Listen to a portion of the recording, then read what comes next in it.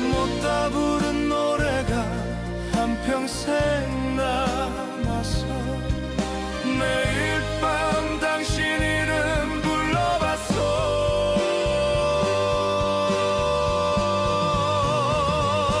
이 목소리 다 달아 사라지는 날에도 웃으며 부를 거요. 고마웠어 당신. 이 노래가 제 인생을 송두리째 바꿀 줄은 정말 몰랐습니다. 결승 무대 위 5,000명의 관객이 숨을 죽였어요. 수의 작업복을 입은 75살 노인이 마이크를 잡았을 때 처음엔 모두들 비웃었죠. 심사위원석에 앉은 전설의 트로트 가수는 제 눈을 피했습니다. 그가 왜 그랬는지 그건 나중에 말씀드릴게요. 이 모든 일이 어떻게 시작됐냐고요? 75년을 살면서 이렇게 심장이 떨린 적은 없었습니다. 이야기 시작 전 구독과 좋아요를 눌러주시고 어디서 듣고 계신지 댓글 남겨주시면 그곳으로 건강과 복이 가득 깃들길 바라겠습니다. 저는 오순길입니다. 75세 학교 수의예요. 모든 것은 석 달 전 그날 새벽부터 시작됐습니다. 새벽 4시면 눈이 떠집니다. 알람 같은 건 필요 없어요. 몸이 먼저 알게 된 거죠. 낡은 보일러가 밤새 돌아간 덕에 방바닥이 미지근했습니다. 그런데 배 위에 작은 발 하나가 올라와 있었어요. 제가 키우는 5살 시우 녀석입니다. 잠버릇이 워낙 나빠서 이불을 걷어차고 굴러다니거든요. 결국 제 배 위에 발을 올리고 잠든 겁니다. 아이의 발이 얼음장이었어요. 해진 내복을 벗어서 그 작은 발을 감싸줬습니다. 아이 발이 따뜻해지면 그제야 제 마음도 놓이거든요. 눈매가 유난히 또렷한 아이입니다. 왼쪽 눈썹 옆에 작은 점이 2개 나란히 있어요. 볼 때마다 어디선가 본 듯한 느낌이 들곤 했죠. 학교 바로 옆 골목에 있는 월세방이 저희 집입니다. 방 하나에 부엌 하나, 그게 전부예요. 벽에는 금이 가 있고 창문은 테이프로 막아놨죠. 형광등은 켤 때마다 지직거리며 깜빡입니다. 그래도 이 아이랑 둘이 살기엔 충분해요. 아니, 충분하다고 생각하기로 한 겁니다. 6시 반이면 시우를 깨웁니다. 따뜻한 물에 수건을 적셔 얼굴을 닦아주고 밥 한술 떠먹인 뒤에 옷을 갈아입히죠. 유치원 버스가 8시 반에 오거든요. 정문 앞에 나란히 서서 기다리는데 시우가 제 검지손가락을 꼭 잡고 있습니다. 시우 손이 참 작아요. 제 거친 손가락 하나를 2 손으로 감싸지고 놓질 않는 거죠. 버스가 모퉁이에서 나타나면 시우가 뛰어갑니다. 그러다 꼭 한번 돌아봐요. 할아버지, 다녀올게. 찬 공기 속에 퍼지는 그 목소리가 제 하루를 버티게 해줍니다. 버스가 골목을 돌아 사라질 때까지 저는 그 자리에 서 있었어요. 늘 그랬습니다.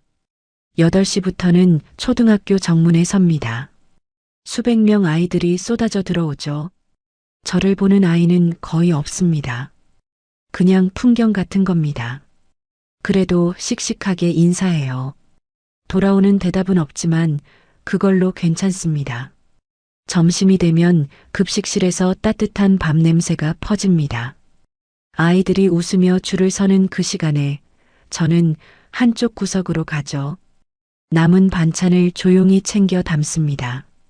수희 아저씨 또 싸가세요? 지나가던 아이 하나가 웃으며 말했습니다. 저는 그냥 고개만 숙였어요. 시우한테 저녁을 차려주려면 이 방법밖에 없습니다. 유치원비를 내고 월세를 내고 나면 남는 게 없거든요. 숙직실 책상 위에 밀린 간식비 고지서가 쌓여 있었습니다. 허리에 파스를 한 장 더 붙이고 오후 근무를 시작했어요. 퇴근길에 집으로 돌아오는데 현관 앞에 누군가 서 있었습니다. 깔끔한 정장에 어깨를 곧게 편 자세, 손에는 고급 가방을 들고 있었죠. 한눈에 알아봤습니다. 내 딸 지은이었어요. 대기업 비서실에서 일한다는 건 알고 있었지만 이렇게 직접 찾아오는 건 오랜만이었어요. 딸 얼굴을 보니 괜히 입꼬리가 올라갔습니다. 지은이가 방 안을 한번 둘러봤습니다. 입술이 꽉 다물어졌어요. 금간 벽도 삐걱거리는 현관문도 전부 싫은 거죠. 부엌 쪽에 놓인 반찬통이 눈에 들어왔는지 지은이가 한마디 했습니다. 아버지, 제발 이 반찬통 좀 치워요. 냄새나잖아요. 급식실에서 챙겨온 반찬통이었습니다. 시우 저녁을 차리려고 가져온 건데 지은이 눈에는 그게 냄새나는 물건이었나 봅니다. 지은이가 먼저 다른 말을 꺼냈습니다. 아버지, 저 결혼해요. 축하를 기다리는 말투가 아니었습니다. 보고처럼 들렸어요. 심장이 뛰었습니다. 내 딸이 결혼을 한다는 거예요. 세상에 그보다 기쁜 소식이 어디 있겠습니까? 입이 벌어졌다가 다시 다물어지고 뭐라고 해야 할지 말이 나오질 않았죠. 결혼 축하한다. 내 딸. 목소리가 떨렸습니다. 감추고 싶었는데 감출 수가 없었어요. 어떤 사람이야? 뭐 하는 사람이고? 제가 모시는 분 아들이에요. 좋은 집이에요. 제가 모시는 분. 그 말이 묘하게 걸렸습니다. 그 집 아들이라는 말에 가슴 한쪽이 서늘해졌어요. 더 묻고 싶었습니다. 어떤 집이고 지은이한테 잘해주는 사람인지요. 하지만 지은이는 이미 가방을 들고 일어나 있었죠. 애비가 뭐라도 하나 해줄게. 상견례는 언제야? 예식장은? 지은이가 잠깐 멈칫했습니다. 그리고 고개를 저었어요. 아, 그건 괜찮아요. 제가 다 알아서 했어요. 웃으면서 말했지만 눈은 웃지 않았습니다. 이 방에 오래 머물고 싶지 않다는 게 발끝부터 느껴졌어요. 문이 닫혔습니다. 또각또각 구두 소리가 골목에서 점점 작아지다가 사라졌죠. 혼자 남겨진 방이 갑자기 넓어진 것 같았어요. 지은이가 앉았던 자리에 향수 냄새만 희미하게 남아 있었죠. 좋은 집이라는 말이 자꾸 맴돌았습니다. 그건 괜찮아요 라는 말도요. 그런데 가슴 한쪽에서 기쁜 마음이 올라왔습니다. 내 딸이 시집을 가잖아요. 옷장문을 열었습니다. 안쪽 깊숙이 비닐에 쌓인 정장이 하나 있었어요. 내 안에 옥분이가 살아있을 때 입었던 겁니다. 비닐을 벗기니 조명 냄새가 올라왔죠. 거울에 대보니 소매 끝이 해져 있었고 단추 하나가 빠져 있었습니다. 그래도 크게 티나지 않으니 괜찮아요. 딸 결혼식이니까요. 정장을 가슴에 안고 한참을 서 있었습니다. 저녁이 됐습니다. 유치원에서 시우를 데려왔어요. 급식실에서 챙겨온 반찬을 작은 밥상 위에 펼치고 밥을 한 솥 지었습니다. 시금치나물이랑 두부조림, 밥 한 공기씩이죠. 대단한 건 아니지만 시우 앞에서는 그럴듯한 척을 합니다. 시우가 두부를 입에 넣고 오물오물 씹다가 고개를 들었어요. 할아버지, 맛있다. 그 한마디에 하루가 괜찮아지는 겁니다. 지은이가 다녀간 뒤로 내내 무거웠던 가슴이 시우의 웃는 얼굴 하나로 풀렸어요. 밥풀이 입가에 묻어 있길래 엄지로 떼어줬습니다. 시우가 까르르 웃으며 제 손을 꼭 잡았죠. 밥을 먹고 나서 시우가 무릎 위로 기어 올라왔습니다. 할아버지, 노래해줘. 노래? 할아버지가 무슨 노래를 하겠어. 아까 그거 설거지할 때 부르던 거. 설거지하면서 흥얼거린 걸 듣고 있었던 겁니다. 작은 목소리로 옛 노래를 불러줬어요. 가사도 제대로 기억나지 않아서 멜로디만 어렴풋이 더듬었죠. 두어 소절 넘어가는데 목이 갈라졌습니다. 잠깐 숨을 고르고 다시 이어 불렀어요. 옛날에는 이런 적이 없었습니다. 목소리가 제 뜻대로 되지 않는다는 게 어쩐지 서글펐어요. 시우가 제 가슴에 머리를 기대더니 눈을 감았습니다. 머리카락에서 비누 냄새가 희미하게 올라왔죠. 숨소리가 고르게 바뀌었어요. 어느새 잠이 든 겁니다. 시우는 제 노래만 들으면 3분도 안 돼서 잠들죠. 시우를 이불 위에 조심스럽게 눕히고 벽에 걸린 사진 앞에 섰습니다. 아내 사진이에요. 언제 봐도 웃고 있는 얼굴이죠. 옥분아, 지은이가 시집 간다더구나. 한참을 들여다봤습니다. 좋은 집이래. 근데 왜 이리 마음이 안 놓이는지 모르겠어. 숨을 한번 크게 내쉬었습니다. 당신이 있었으면 나 혼자 이렇게 끙끙대지는 않았을 텐데. 사진 속 옥분이는 아무 말이 없었습니다. 당연한 일이죠. 시우는 오늘도 노래 해달라더라고. 당신이 그랬잖아. 내 노래 들으며 살았다고. 이 녀석한테도 내 노래가 자장가인가 봐. 노래라는 말을 꺼내고 나니 가슴이 묘하게 아렸습니다. 그리운데 다시 부르기는 겁이 나는 것. 그게 노래였어요. 창밖으로 학교 운동장이 내려다 보였습니다. 가로등 불빛 하나가 텅 빈 운동장 위에 서 있었어요. 바람 소리만 운동장을 가로질러 오고 있었죠. 세상에서 제일 작은 가족이 제일 큰 운동장 옆에서 살고 있는 겁니다. 옷장 안에 걸어둔 정장이 눈에 밟혔습니다. 단추 하나 빠진 그 옷을 입고 딸 결혼식에 가는 모습을 떠올렸어요. 우습기도 하고 설레기도 했습니다. 이것이 제 하루였습니다. 별것 아닌 하루죠. 하지만 이 조용한 하루가 곧 산산이 부서지게 됩니다. 며칠 뒤 아침 햇살이 월세방 창문을 비집고 들어왔습니다. 옷장 위에 정장이 걸려 있었어요. 오순길이 직접 다림질까지 해둔 것이었죠. 소매 끝이 약간 해졌지만 솔로 먼지를 털고 단추를 하나하나 닦아놨어요. 딸의 결혼식에 입고 갈 유일한 옷이었습니다. 순길은 틈만 나면 옷장 쪽을 바라봤죠. 그 낡은 정장이 눈에 들어올 때마다 입꼬리가 저절로 올라갔어요. 누추한 방이 그때만큼은 환하게 느껴졌습니다. 오후에 지은이한테 전화가 왔어요. 결혼 날짜가 확정됐다는 소식이었습니다. 순길은 수화기를 꼭 쥔 채 한참을 서 있었어요. 기뻐서 떨리는 손이었습니다.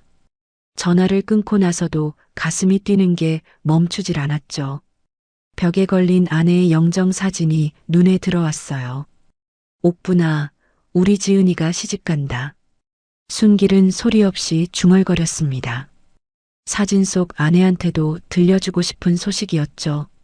그로부터 사흘 뒤 지은이 다시 찾아왔습니다. 순길은 시우를 유치원에 보내고 퇴근한 참이었어요. 멀리서 깔끔한 코트 차림의 딸이 골목을 걸어오는 게 보였습니다. 순길이 먼저 손을 흔들었죠. 지은이는 고개만 살짝 숙이고 다가왔어요. 방 안으로 들어선 지은이의 시선이 옷장 위의 정장에 잠깐 머물렀습니다. 눈빛이 흔들렸다가 곧 다른 곳으로 돌아갔어요. 순길은 그 시선을 알아채지 못한 채 보리차를 따르기 시작했습니다. 찻잔에서 김이 모락모락 올라오고 있었죠. 결혼식 날짜 잡혔다고? 아버지가 일찍 가서 하객 맞을게. 지은이가 찻잔 위로 시선을 떨구며 입을 열었습니다. 아버지, 결혼식에 오지 마세요. 보리차를 따르던 순길의 손이 멈췄습니다. 주전자가 허공에서 기울어진 채 정지했어요. 방 안이 갑자기 조용해졌습니다. 형광등 지직거리는 소리만 천장에서 내려왔어요. 한참 동안 아무 말도 나오지 않았습니다. 뭐라고 했어? 지은이가 아버지를 똑바로 보지 못한 채 말했습니다. 시댁이 동학그룹이에요. 자산 30조가 넘는 곳이라고요. 동학그룹이었습니다. 뉴스에서나 보던 이름이었죠. 그 이름이 딸의 입에서 나오는 순간 순길의 머릿속이 하얗게 비었어요. 지은이는 그 회장의 비서로 일하고 있었습니다. 30조라는 숫자가 이 좁은 방과 너무 멀었어요. 지은이는 아버지의 눈을 피한 채 말을 이었습니다. 회장님 아들이에요. 시댁에는 아버지가 돌아가셨다고 말했습니다. 바로 그 순간이었습니다. 돌아가셨다고 했다. 그 한마디가 귀를 지나 가슴 한가운데를 관통했어요. 살아있는 사람을 죽은 사람으로 만든 것이었습니다. 순길은 주전자를 천천히 내려놓았죠. 손끝에 온기가 빠져나가고 있었어요. 찻잔 속 보리차만 아무 일 없다는 듯 김을 올리고 있었습니다. 지은아, 아버지가 부끄러운 거냐? 순길의 손이 무의식적으로 수의복 소매를 잡아당겼습니다. 때가 벤 소매자락을 감추려는 것이었어요. 지은이의 어깨가 움찔했습니다. 하지만 고개를 들지 않았어요. 오히려 더 낮은 목소리로 대답했죠. 아버지가 학교 수위라는 걸 그쪽에서 알면 저는 끝이에요. 입사 첫 해부터 그랬어요. 아버지 학교 수위라며? 그 말 한마디에 제 3년이 꼬리표처럼 따라다녔다고요. 그 말이 순길의 가슴에 못처럼 박혔습니다. 순길의 눈앞에 오래된 기억이 스쳐 지나갔어요. 지은이가 직장 생활을 시작한 지 얼마 안 됐을 때의 밤이었습니다. 전화기 너머로 울먹이던 딸의 숨소리가 귓가에 되살아났어요. 무슨 일이냐고 몇 번이나 물었지만 끝내 대답하지 않았죠. 그날 이후로 지은이의 목소리에서 뭔가가 사라졌습니다. 그게 뭔지 이제야 알 것 같았어요. 순길의 주먹이 무릎 위에서 떨리기 시작했습니다. 지은이가 자리에서 일어섰어요. 문 쪽으로 한 발짝 가다가 멈추더니 마지막으로 한마디를 더 남겼습니다. 시우도 그래요. 친손주도 아닌 아이를 언제까지 키우실 거예요? 하루빨리 시설에 보내시는 게 서로한테 나아요. 순길의 몸 전체가 돌처럼 굳었습니다. 친손주가 아니라는 말이 방안을 맴돌았어요. 사실 시우는 순길의 핏줄이 아니었습니다. 하지만 2년 동안 새벽마다 차가운 발을 감싸준 사람이 순길이었어요. 또렷한 눈매로 올려다보던 그 아이를 지켜본 사람도 순길이었습니다. 그 아이의 세상 전부가 바로 이 집이었습니다. 그런데 시설에 보내라니요. 그 말 한마디가 심장을 짓눌렀어요. 입술이 달싹였지만 소리가 나오지 않았습니다. 순길의 손이 탁자 및 서랍 쪽으로 갔죠. 뭔가를 꺼내려는 듯 손가락이 움직였어요. 하지만 그 손이 멈췄습니다. 천천히 무릎 위로 돌아왔어요. 지은은 기다리지 않았어요. 코트 자락을 여미고 문 밖으로 나갔습니다. 현관을 나서는 지은이의 손이 잠깐 떨렸어요. 하지만 돌아보지는 않았습니다. 또각또각 구두 소리가 골목을 따라 또다시 멀어졌어요. 이번에는 그 소리가 갈비뼈 사이를 짓밟고 지나가는 것 같았습니다. 한참 동안 순길은 그 자리에 앉아 있었어요. 보리차는 이미 식어 김이 사라졌습니다. 시선이 천천히 옷장 위로 올라갔어요. 다림질까지 해놓은 정장이 거기 그대로 걸려 있었습니다. 순길은 자리에서 일어나 정장을 내렸어요. 양손으로 천천히 접기 시작했습니다. 소매를 가지런히 맞추고 단추를 안으로 넣었어요. 옷장 맨 아래 서랍에 밀어 넣었습니다. 서랍을 닫는 손에 힘이 들어갔죠. 딸의 결혼식에 갈 수 없게 된 아버지가 할 수 있는 건 그것뿐이었어요. 그것은 단순히 옷을 접는 것이 아니었습니다. 아버지라는 이름을 접어 넣는 것이었죠. 그날 밤 탁자 위에 작은 소주병이 놓여 있었습니다. 평소에는 입에도 대지 않던 술이었어요. 순길이 한 잔을 따르는데 손이 떨려서 절반이 탁자 위로 흘렀습니다. 소주 냄새가 좁은 방 안에 번졌어요. 벽에 걸린 영정사진 위에 먼지가 살짝 앉아 있었어요. 순길이 거친 손등으로 유리면을 닦았습니다. 유리 너머 안의 옥부는 여전히 웃고 있었죠. 갈라진 목소리가 새어나왔습니다. 여보, 당신 닮아 눈매가 곱던 우리 지은이가 무서운 말을 하더구나. 한 모금을 삼킨 뒤 순길이 이어 말했어요. 애비가 부끄럽대. 이 낡은 수의복 냄새가 시댁에 풍길까봐 겁이 난다네. 허탈한 웃음이 입 밖으로 흘렀습니다. 내가 잘못 키운 거겠지. 아니, 내가 못나서 그런 거겠지. 잔을 내려놓은 손이 힘없이 떨어졌어요. 저녁에 데려온 시우가 이불 속에서 잠들어 있었습니다. 그 고른 숨소리를 확인한 뒤 더는 이 방 안에 앉아 있을 수가 없었어요. 순길은 현관문을 열고 밖으로 나갔습니다. 학교는 골목 하나만 건너면 되는 거리였어요. 밤이었습니다. 텅 빈 운동장 위에 가로등 불빛 하나만 서 있었어요. 학교 건물의 불이 하나둘 꺼진 후였습니다. 바람이 운동장을 가로질러 불어왔어요. 낙엽이 바닥을 긁는 소리가 마른 흐느낌처럼 들렸어요. 순길은 그 한가운데에 멈춰 섰습니다. 주위에는 아무도 없었죠. 낮에는 수백 명 아이들이 뛰어다니던 곳이었어요. 지금은 75세 노인 하나만 서 있었습니다. 가로등 불빛이 그의 그림자를 길게 늘여놓았어요. 노래가 나왔습니다. 부르려고 한 게 아니었어요. 목구멍 깊은 곳에서 저절로 올라온 소리였습니다.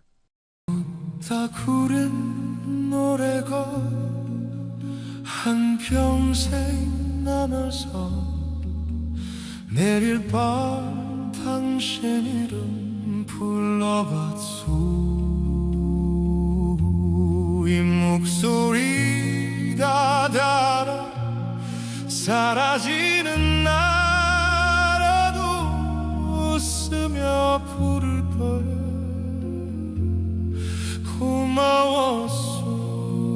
고마웠소 당수. 가사도 멜로디도 엉망이었어요.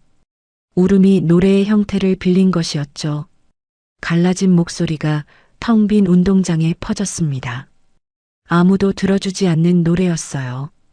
아무도 찾지 않는 아버지의 목소리였습니다. 하지만 순길은 알지 못했습니다. 학교 담장 너머에서 누군가 휴대폰을 들고 있었다는 거리요. 그 영상은 그날 밤 인터넷에 올라갔어요. 텅 빈 운동장에서 혼자 울며 노래하는 노인이었습니다. 영상 아래에는 댓글이 쏟아졌어요. 이틀 만에 조회수가 100만을 넘겼습니다. 일주일이 채 되지 않아 1000만을 돌파했어요. 아무도 모르던 학교 수위에 울음 섞인 노래가 세상 곳곳으로 퍼지고 있었습니다. 그때까지만 해도 아무도 몰랐어요. 이 영상 하나가 한 사람의 인생을 완전히 뒤바꿔 놓게 될 거라는 거요. 75년 동안 묻혀있던 삶이 세상 밖으로 나오려 하고 있었습니다. 순길의 노래 영상이 퍼진 지 열흘째 되는 날이었습니다. 영상은 커뮤니티에서 뉴스로, 뉴스에서 방송국으로 번져나갔어요. 어제까지 수위였던 사람이 오늘은 인터넷 곳곳에서 화제가 되고 있었습니다.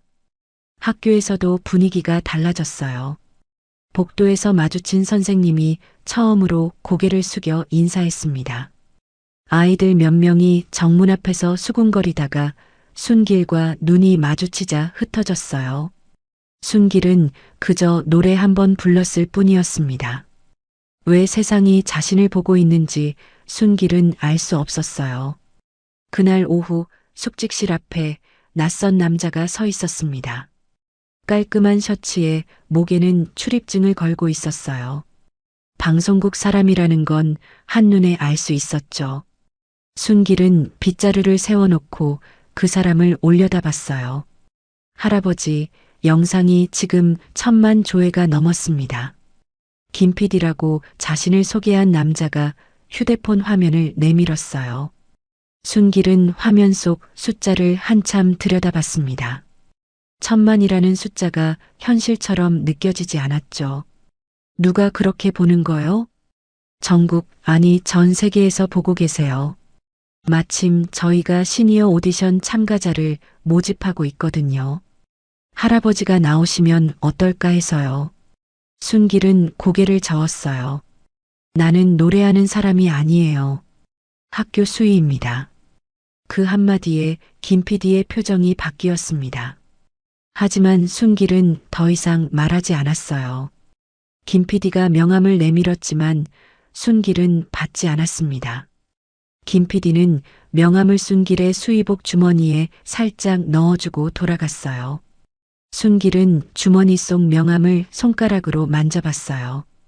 꺼내볼 마음은 들지 않았습니다.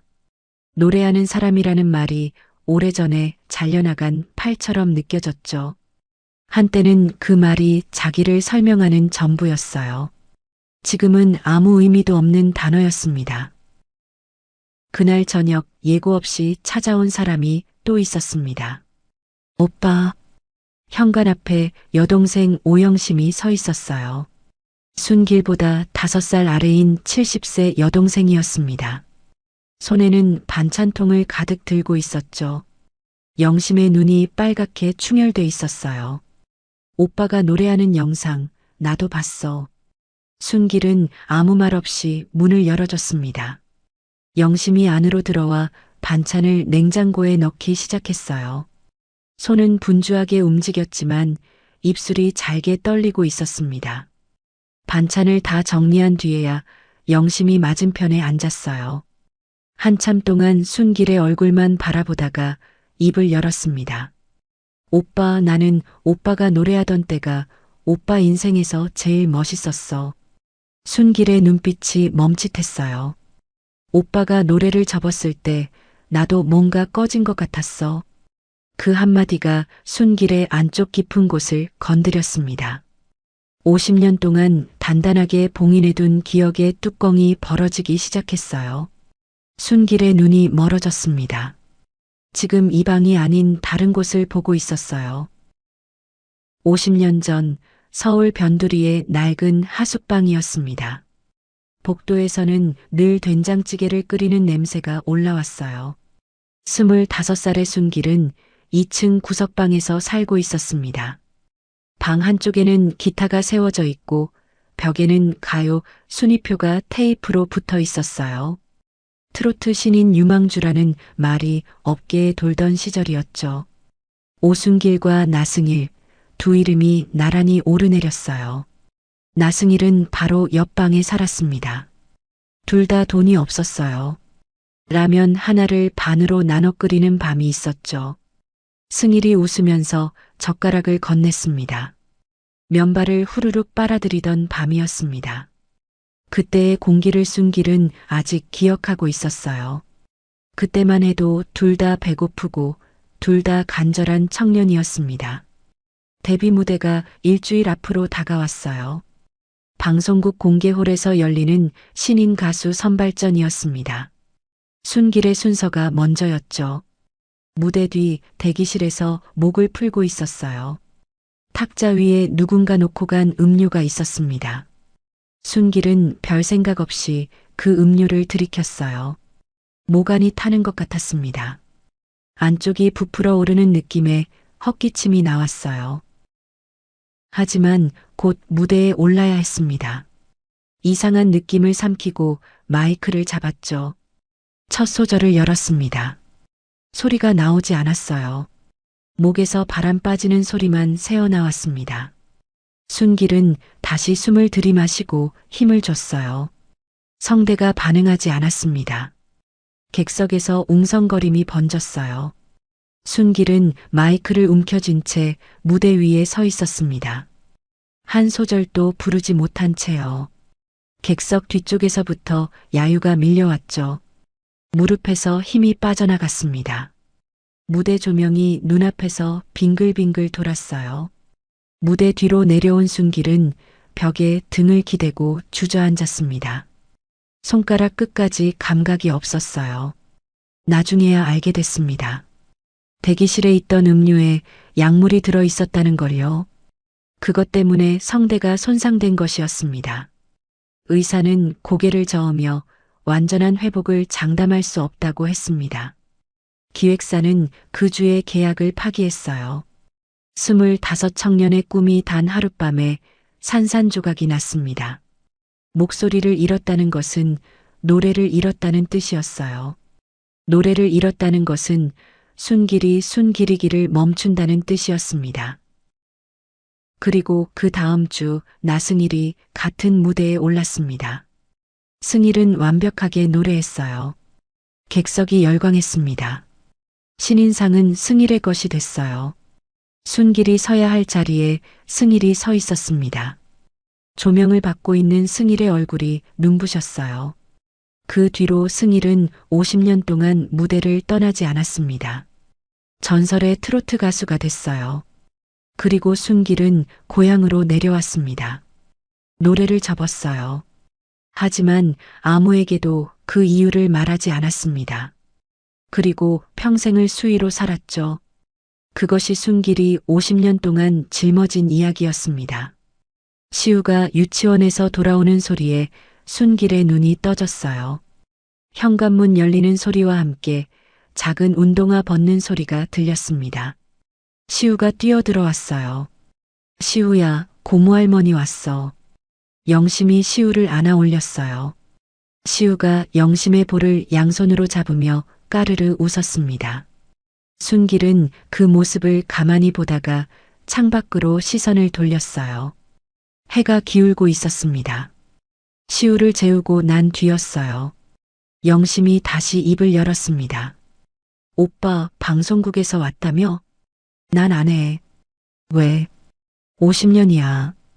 다시 올라가 봤자 뭐가 달라지겠어. 순길의 목소리는 단호했습니다. 하지만 그 단호함 뒤에 미세한 흔들림이 숨어 있었죠. 영심은 그걸 놓치지 않았어요. 오빠, 새언니가 마지막에 한 말이 있잖아.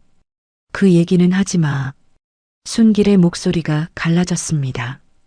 하지만 영심은 물러서지 않았어요. 그 말 잊은 거야? 영심이 순길의 눈을 똑바로 바라봤어요. 그리고 순길도 아내의 유언이 떠올랐죠. 여보, 나는 당신 노래를 들으며 살았어요. 나 없어도 누군가한테 꼭 다시 불러줘요. 방 안이 고요해졌습니다. 순길의 입술이 파르르 떨리기 시작했어요. 50년 동안 굳게 닫아둔 문 앞에 아내의 마지막 목소리가 서 있었어요. 코끝이 시큰해지며 시야가 흐려졌습니다. 순길은 입을 꽉 다물었어요. 울지 않으려고 턱에 힘을 줬지만 눈가가 뜨거워지는 건 막을 수 없었습니다. 오빠가 정해. 나는 무조건 오빠 편이야. 영심은 더 이상 말하지 않았어요. 자리에서 일어나 조용히 문을 닫고 나갔습니다. 순길이 혼자 결정해야 한다는 걸 알고 있었죠. 순길은 방에 혼자 남았습니다. 벽에 걸린 옥분의 사진을 올려다 봤어요. 사진 속 아내는 늘 그렇듯 웃고 있었습니다. 50년 동안 보아왔던 그 웃음이었죠. 하지만 오늘은 그 웃음 뒤에 숨겨져 있던 말이 다시 들리는 것 같았어요. 순길의 손이 수의복 주머니 속으로 들어갔습니다. 낮에 넣어둔 명함이 손끝에 닿았어요. 순길이 천천히 명함을 꺼냈습니다. 거친 손가락 사이에서 명함이 잔잔하게 움직이고 있었죠. 하지만 한 가지는 확실했어요. 50년 전에는 누군가에 의해 무대를 빼앗겼습니다. 이번에는 자기 발로 올라가는 것이었죠. 아내가 듣고 싶어 했던 그 노래를 다시 부르기 위해서요. 예선 무대 당일이었습니다. 방송국 대기실은 참가자들로 가득 차 있었어요. 저마다 긴장한 얼굴로 무릎 위에 손을 올려놓고 앉아 있었습니다. 그 사이에 수의 근무복 차림의 오순길이 구석 의자에 앉아 있었죠. 옆 사람들이 힐끔힐끔 쳐다봤어요. 여기 왜 저런 사람이 앉아 있는 걸까 하는 눈빛이었습니다. 순길은 신경 쓰지 않았어요. 무릎 위에 올려놓은 손이 미세하게 떨리고 있었습니다. 50년 만에 다시 잡는 마이크였죠. 한 번도 돌아보지 않겠다고 다짐했던 그 세계로 다시 발을 들이밀고 있었어요. 드디어 순길의 순서가 왔습니다. 무대 위로 올라가는 계단이 짧았지만 다리가 무거웠어요. 조명이 얼굴을 비추자 눈이 부셨습니다. 객석에 수백 명이 앉아 있었어요. 50년 전 야유를 보내던 그 자리와 같은 모양이었죠. 순길은 마이크를 잡았습니다. 손에 땀이 배어 있었어요. 첫 소절이 나왔습니다. 갈라지고 거친 목소리였어요. 젊은 시절의 맑은 소리와는 거리가 멀었습니다. 하지만 그 안에 50년의 무게가 실려 있었죠. 집에서 시우를 재우며 흥얼거리던 그 목소리였어요. 운동장에서 홀로 울며 불렀던 그 소리였습니다. 두 번째 소절로 넘어가자 객석이 조용해졌어요. 속삭이는 소리마저 멈췄습니다. 누군가 눈가를 닦는 모습이 보였어요. 노래가 끝났을 때 박수가 터져 나왔습니다. 순길은 고개를 숙여 인사했어요. 다리가 풀렸지만 간신히 버텼습니다. 예선 통과였죠. 50년 만에 처음으로 박수를 받은 무대였어요. 그리고 본선 무대가 열린 날이었습니다. 순길은 대기실에서 순서를 기다리고 있었어요. 벽에 걸린 모니터에 심사위원석이 비쳤습니다. 4명의 심사위원이 나란히 앉아 있었죠. 그때였습니다. 가운데 자리에 앉아 있는 사람의 얼굴이 눈에 들어왔어요. 순길의 몸 전체가 굳었습니다. 50년이 지났지만 잊을 수 없는 얼굴이었어요. 나승일이었습니다. 전설의 트로트 가수라는 수식어가 늘 따라붙는 이름이었죠. 50년 전 같은 하숙방에서 라면을 나눠 먹던 사람이었어요. 가슴속에서 뭔가가 끓어오르기 시작했죠. 승일도 모니터 너머로 순길을 발견한 듯 했어요. 표정이 미세하게 바뀌었습니다. 눈이 좁아지더니 입술이 한번 달싹였어요. 저 목소리. 승일이 혼잣말처럼 중얼거렸습니다. 마이크에 잡히지 않을 만큼 작은 소리였어요. 옆 심사위원이 고개를 돌렸지만 승일은 곧 아무렇지 않은 표정을 지었습니다. 하지만 테이블 아래에서 승일의 손이 가늘게 떨리고 있었어요. 순길이 본선 무대에 올랐습니다. 노래를 마쳤을 때 3명의 심사위원이 높은 점수를 줬어요. 승일만 유독 낮은 점수를 매겼습니다. 객석에서 웅성거림이 일었어요. 순길은 심사위원석에 승일을 올려다봤습니다. 눈이 마주쳤어요. 50년 전과 달라진 것은 주름뿐이었습니다. 그 눈빛은 그때와 같았어요. 무대가 끝나고 대기실로 돌아왔을 때였습니다. 복도 끝에서 승일이 혼자 걸어오고 있었어요. 주위에는 아무도 없었습니다. 순길은 멈춰섰죠. 오래간만이야, 순길이. 승일의 목소리는 부드러웠어요. 하지만 눈은 웃고 있지 않았습니다. 손끝이 차갑게 식었죠. 50년 전 대기실에 놓여있던 그 음료가 떠올랐습니다. 이 정도 했으면 이제 그만두는 게 좋지 않겠어? 50년 전 하숙방에서 젓가락을 건네던 사람의 목소리가 아니었습니다. 순길은 승일의 눈을 똑바로 바라봤어요. 내가 왜 그만둬야 하는데? 50년 전에 왜 그만둬야 했는지 나 알고 있어. 승일의 얼굴에서 혈색이 빠져나갔습니다. 입술이 한번 달싹였지만 소리가 나오지 않았어요. 순길의 눈에는 분노도 있었지만 그보다 깊은 곳에 50년의 무게가 가라앉아 있었습니다. 승일은 그 눈을 마주보지 못했어요. 시선을 떨구더니 아무 말 없이 돌아섰습니다. 구두 소리가 복도에 울리며 멀어졌어요. 순길은 그 자리에 한참 서 있었습니다. 주먹을 쥐었다가 풀었어요. 당장이라도 사람들에게 50년 전의 진실을 말하고 싶었죠. 바보같이 그때 경찰서에 가지 않았던 게 후회됐어요. 하지만 무대 뒤에서 주저앉았던 예전의 자신과 지금의 순길은 달랐습니다. 이번에는 주저앉지 않기로 했어요. 며칠 뒤 집으로 낯선 사람이 찾아왔습니다. 깔끔한 정장에 서류 가방을 든 남자였어요. 변호사라고 자신을 소개했습니다. 의뢰인 측에서 제안이 있습니다. 결승 출전을 포기해 주시면 10억을 드리겠다고 합니다. 10억이라는 숫자가 좁은 방 안에 떠돌았어요. 순길은 누가 보냈는지 물을 필요도 없었습니다. 복도에서 순길의 눈을 피하던 그 얼굴이 떠올랐어요. 알고 있다는 한마디에 겁을 먹은 것이었습니다. 50년을 숨겨온 사람이 입막음에 나선 거였어요. 순길은 한참 동안 입을 열지 못했습니다. 머릿속에서 숫자가 빠르게 돌아갔어요. 10억이면 시우를 대학까지 보낼 수 있었습니다. 이 좁은 방을 나가서 넓은 집이라도 구할 수 있었어요.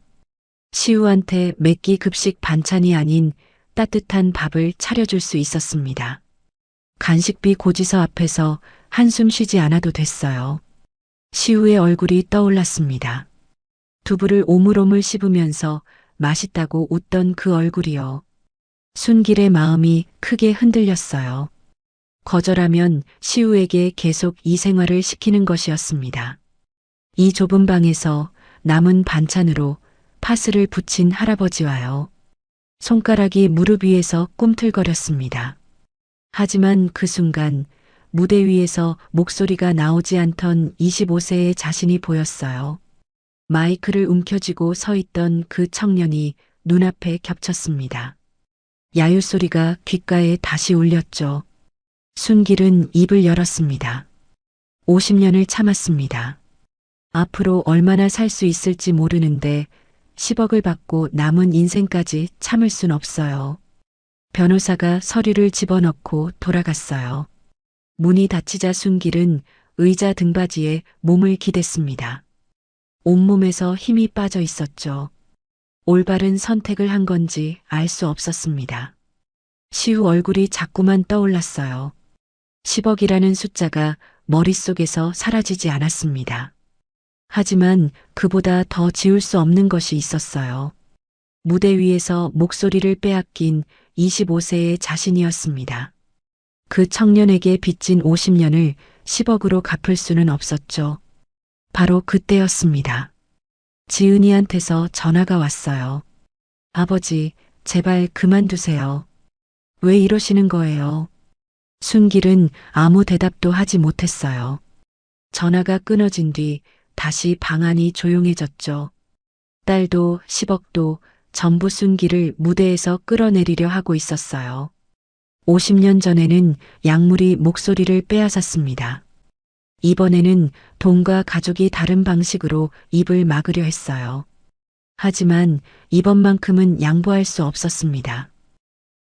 시우가 유치원에서 돌아왔어요. 작은 운동화를 벗고 뛰어들어왔습니다. 할아버지, 오늘 유치원에서 노래 불렀어. 무슨 노래? 할아버지가 불러준 거. 선생님이 잘한다고 했어. 시우가 할아버지 무릎에 기어 올라와 그 노래를 부르기 시작했어요. 음정도 가사도 엉망이었죠. 하지만 순길의 얼굴에 웃음이 번졌어요. 10억보다 이 순간이 더 크게 느껴졌습니다. 합의금으로 살 수 없는 것이 바로 이것이었어요. 시우의 머리카락을 쓸어넘기며 나직하게 따라 불렀죠. 두 사람의 엉뚱한 합창이 좁은 방을 가득 채웠어요. 시우를 재우고 나서 순길은 창밖을 바라봤습니다. 운동장 가로등이 보였어요. 어둠 속에 홀로 서 있는 그 불빛을 보다가 2년 전의 일이 떠올랐습니다. 늦은 밤이었어요. 귀갓길의 먼 쪽에서 불빛이 번쩍였죠. 차 한 대가 가드레일을 들이받은 뒤 전복됐어요. 차량이 폭발하면서 불길이 차체를 집어삼켰습니다. 하늘까지 시커먼 연기가 치솟았어요. 순길은 마침 그 현장 근처를 걸어가고 있었어요. 타는 냄새와 연기가 코를 찔렀죠. 그때 풀숲에서 울음소리가 들렸어요. 3살짜리 아이가 혼자 웅크리고 울고 있었습니다. 온몸이 흙투성이에 얼굴은 눈물범벅이었어요. 왼쪽 눈썹 옆에 작은 점 2개가 눈물과 겹쳐 보였습니다. 순길은 아이를 안아 올렸어요. 아이가 순길의 목을 꼭 붙잡았습니다. 놀라울 만큼 작고 놀라울 만큼 센 힘이었어요. 아이의 심장이 빠르게 뛰는 게 가슴에 전해졌습니다. 그 작은 심장 소리에 순길의 발이 멈췄어요. 이 아이는 방금 세상의 전부를 잃은 것이었습니다. 순길은 곧장 아이를 경찰서에 데려갔어요. 경찰이 이리저리 조회를 하더니 고개를 저었습니다. 아이를 찾는 신고가 없습니다. 사고 차량 부부의 아이로 추정되는데 전원 사망 처리가 됐거든요. 이 아이도 사망 추정이에요. 시설에 보내라는 말이 나왔습니다. 순길은 아이를 내려놓으려 했어요. 하지만 아이가 옷자락을 놓지 않았습니다. 작은 손가락이 낡은 수의복의 단추를 꼭 쥐고 있었어요. 그 손을 떼어내는 순간 이 아이는 세상에 혼자가 되는 것이었어요. 순길은 아이를 다시 안아 올렸습니다. 임시 보호를 하기로 했죠. 그렇게 시우는 순길의 아이가 됐어요. 피 한 방울 섞이지 않은 사이였지만 그건 중요하지 않았습니다. 세상에서 아무도 찾지 않는 아이였어요. 그 아이를 세상에서 가장 가진 것 없는 노인이 품에 안은 것이었습니다. 방 안에는 시우의 고른 숨소리가 들렸어요. 순길은 자리에서 일어나 시우를 바라보았어요. 아이의 작은 손이 이불 밖으로 나와 있었어요. 순길이 그 손을 이불 안으로 넣어줬습니다. 2년 전 그 밤 수의복 단추를 쥐고 놓지 않던 바로 그 손이었죠. 이 아이를 위해서라도 무대에 서야 했습니다. 10억이 아니라 자기 목소리로 지켜야 했어요. 순길은 아직 몰랐습니다. 이 아이의 손을 잡고 있는 사람이 자기만이 아니라는 것을요. 순길은 본선을 통과했습니다. 준결승도 넘겼어요. 방송이 나갈 때마다 인터넷에는 순길의 이름이 올라왔습니다. 학교 수의가 시니어 오디션에 나왔다는 기사가 돌았어요. 검색 사이트의 메인에도 실렸습니다. 댓글에는 순길의 노래 영상 링크가 빠지지 않았어요. 삽시간에 공유가 되었고 어느새 다른 사진들도 따라붙기 시작했습니다. 누군가가 학교 앞에서 찍은 사진이었어요. 순길이 정문에 서 있고 그 옆에 시우가 순길의 손을 잡고 있었습니다. SNS에서는 그 사진에 수희 할아버지와 손주라는 제목이 붙었어요. 순길도 시우도 모르는 사이에 둘의 얼굴이 세상에 퍼지고 있었습니다. 그 무렵 지은에게도 변화가 찾아오고 있었죠. 초등학교 동창 모임이 있던 날이었습니다. 지은은 청첩장을 돌리기 위해 오랜만에 친구들을 만났죠. 도심의 레스토랑 안쪽 테이블에 5명이 둘러앉았습니다. 청첩장을 건네자 축하한다는 말이 오갔어요. 동학그룹 회장 아들과 결혼한다는 소식에 동창들의 눈이 커졌죠. 야, 너 진짜 대단하다. 어떻게 만난 거야? 지은이 웃으며 대답했어요. 회사에서 만났어. 와인잔이 부딪히고 웃음소리가 퍼졌습니다. 지은은 오랜만에 어깨가 편했어요. 자기가 이룬 것들이 테이블 위에 펼쳐져 있는 것 같았습니다. 그때 맞은편에 앉은 동창이 웃으며 입을 열었어요. 야, 근데 너네 아버지 아직도 수의야? 테이블이 순간 조용해졌습니다. 지은의 손이 와인잔 위에서 굳었습니다.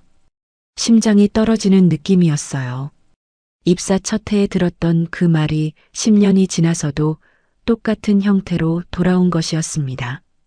그래도 멋있던데? 아버님 유명하신 거 몰라? 바로 옆에 앉아있던 동창이 휴대폰을 꺼냈어요. 화면을 테이블 가운데로 밀어놨습니다. 이거 너네 아버지 맞지? 나 이거 보고 울었어. 우리 남편도 같이 울었어. 바이럴 영상이었죠. 텅 빈 운동장에서 혼자 울며 노래하는 노인이었어요. 작은 화면 안에서 갈라진 목소리가 흘러나왔습니다. 가로등 불빛 아래 구부정한 등이 보였어요. 지은은 화면을 똑바로 볼 수가 없었죠.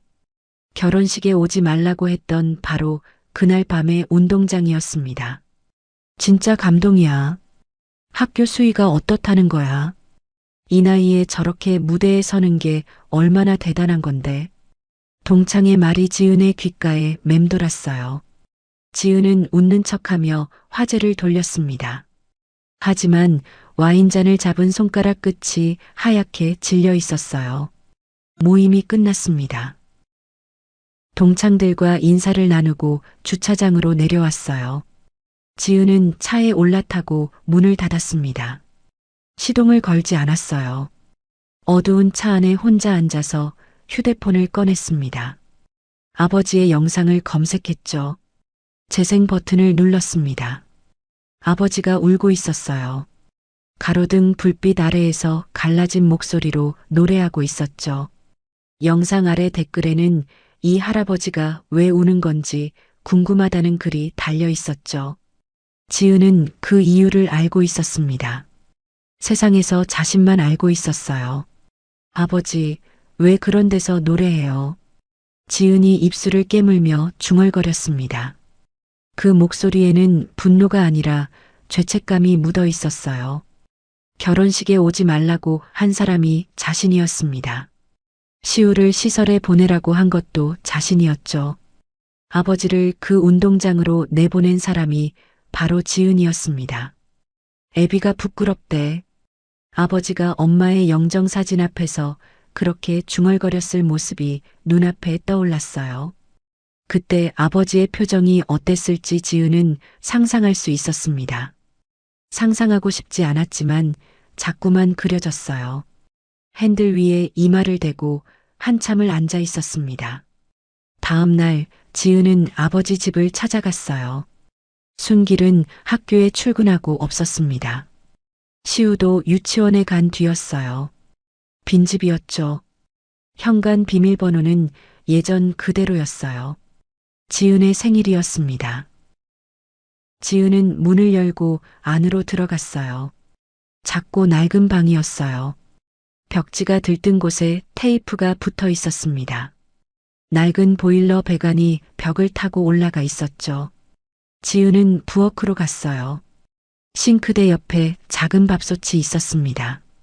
3인용도 안 되는 크기였죠. 찬장을 열자 반찬통 몇 개가 보였습니다. 전부 급식실에서 가져온 것들이었어요. 라벨에 날짜가 적혀 있었죠. 지은의 입술이 잘게 움직였어요. 식탁에는 작은 액자가 엎어져 있었습니다. 들어보니 빛이 발해서 누렇게 변한 사진이었어요. 젊은 남자가 마이크를 잡고 무대 위에 서 있었습니다. 25세쯤 되어 보이는 그 남자의 눈이 반짝이고 있었어요. 환하게 웃고 있는 얼굴이었습니다. 무대 조명이 그 남자를 비추고 있었어요. 지은은 그 사진 앞에 서서 움직이지 못했습니다. 아버지가 노래하는 사람이었다는 걸 이제야 처음 알게 된 것이었어요. 이 사진 속 청년이 왜 수위가 됐는지 지은은 몰랐습니다.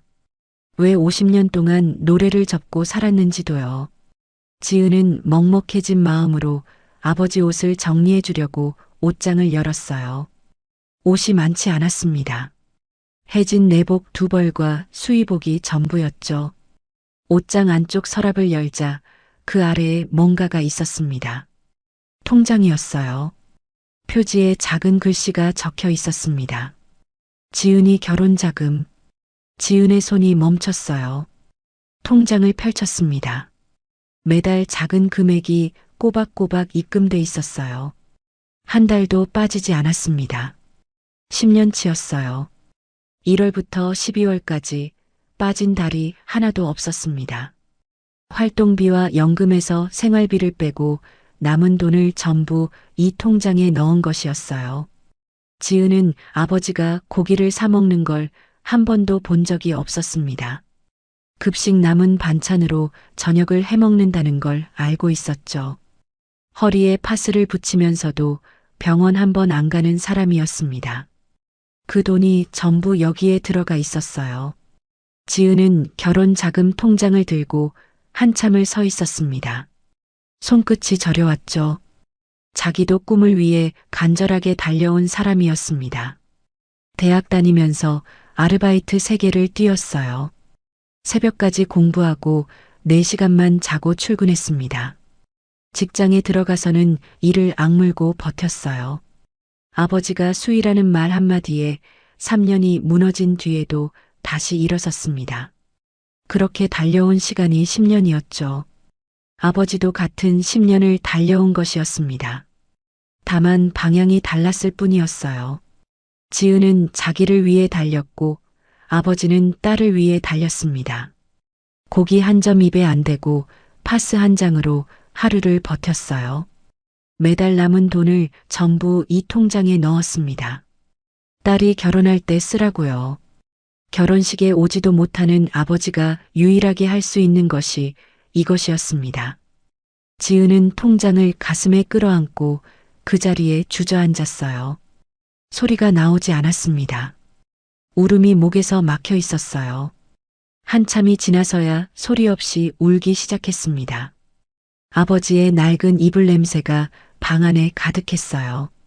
그 냄새가 코끝을 찔렀습니다. 그날 저녁 순길에게 전화가 왔어요. 아버지. 지은의 목소리가 떨리고 있었습니다. 저 아버지 노래 듣고 싶어요. 순길은 한참 동안 아무 말도 하지 못했어요. 딸의 입에서 그 말이 나올 줄은 몰랐습니다. 결혼식에 오지 말라고 했던 그 입에서 노래를 듣고 싶다는 말이 나온 것이었죠. 수화기 너머로 지은의 숨소리가 불규칙하게 끊겼습니다. 울고 있다는 걸 알 수 있었어요. 순길은 수화기를 두 손으로 감싸 쥐었습니다. 거친 손에 힘이 들어가 있었어요. 아무 말도 하지 못했지만 그것만으로 충분했습니다. 며칠이 지났어요. 지은은 동학그룹 본사 회장실을 찾아갔어요. 예비 시아버지를 만나기 위함이었습니다. 회장실이 있는 층까지 올라가는 엘리베이터 안에서 심장 소리가 귓가에 울렸어요. 거울에 비친 얼굴이 창백했습니다. 문이 열렸어요. 긴 복도 끝에 회장실이 있었습니다. 비서가 안내했어요. 지은은 깊게 숨을 들이마신 뒤 안으로 들어갔습니다. 김동학 회장이 넓은 책상 뒤에 앉아 있었어요. 예비 신랑인 김민규가 옆 소파에 있었죠. 회장실은 천장이 높고 창밖으로 서울 시내가 내려다 보였어요. 지은이 살아온 세계와는 다른 공기가 흐르고 있었습니다. 지은은 두 사람 앞에 섰어요. 아버님, 드릴 말씀이 있습니다. 지은의 목소리는 떨렸지만 눈은 똑바로 앞을 보고 있었어요. 사실은 제 아버지가 살아계세요. 학교에서 수의를 하십니다. 돌아가셨다고 한 건 제 거짓말이었습니다. 회장실이 조용해졌어요. 벽식의 초침 소리만 똑딱거렸습니다. 민규의 얼굴이 굳었어요. 김동학 회장은 손에 들고 있던 펜을 내려놓았습니다. 안경을 벗고 지은을 올려다봤어요. 한참 동안 아무 말이 없었습니다. 학교 수의라. 김동학의 목소리에는 분노보다 의아함이 실려 있었어요. 예비 며느리가 왜 아버지의 존재를 숨겨야 했는지가 궁금한 표정이었죠. 제가 부끄러워서 그랬습니다. 죄송합니다. 지은은 허리를 깊이 숙였어요. 한참 동안 고개를 들지 못했습니다. 김동학은 아무 말 없이 지은을 바라봤어요. 그리고 천천히 입을 열었습니다. 일어나게. 그 한마디뿐이었어요. 지은이 나간 뒤에도 김 회장은 한참 동안 자리에 앉아 있었습니다. 무언가를 생각하고 있었어요. 그리고 비서를 불렀습니다. 오순길이라는 사람을 알아봐. 초등학교 수의라고 했으니 어렵지 않을 거야. 비서가 조사에 들어갔어요. 순길을 알아보다가 오디션 관련 기사가 쏟아져 나왔습니다. 운동장에서 노래하던 영상도 찾았어요. 그리고 SNS에 퍼져 있는 사진들을 하나하나 확인하기 시작했습니다. 학교 정문 앞에서 찍힌 사진이 눈에 들어왔어요. 순길이 정문에 서 있고 옆에 작은 아이가 손을 잡고 서 있었습니다. 5살쯤 되어 보이는 남자아이였어요.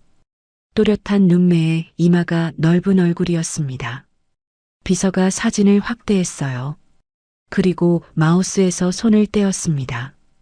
어디서 본 얼굴이었어요.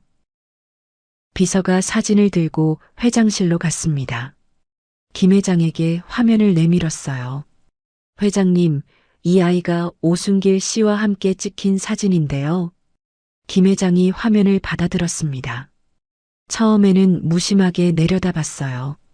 그런데 아이의 얼굴을 보는 순간 손가락이 멈췄습니다. 화면을 쥔 손에서 힘이 빠져나가는 게 보였어요. 바로 그 순간이었습니다. 이 아이가... 김 회장의 목소리가 갈라졌습니다.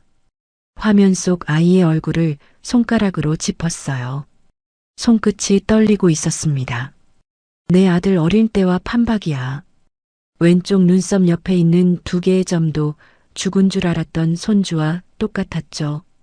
김 회장의 장남 부부는 2년 전 교통사고로 세상을 떠났어요.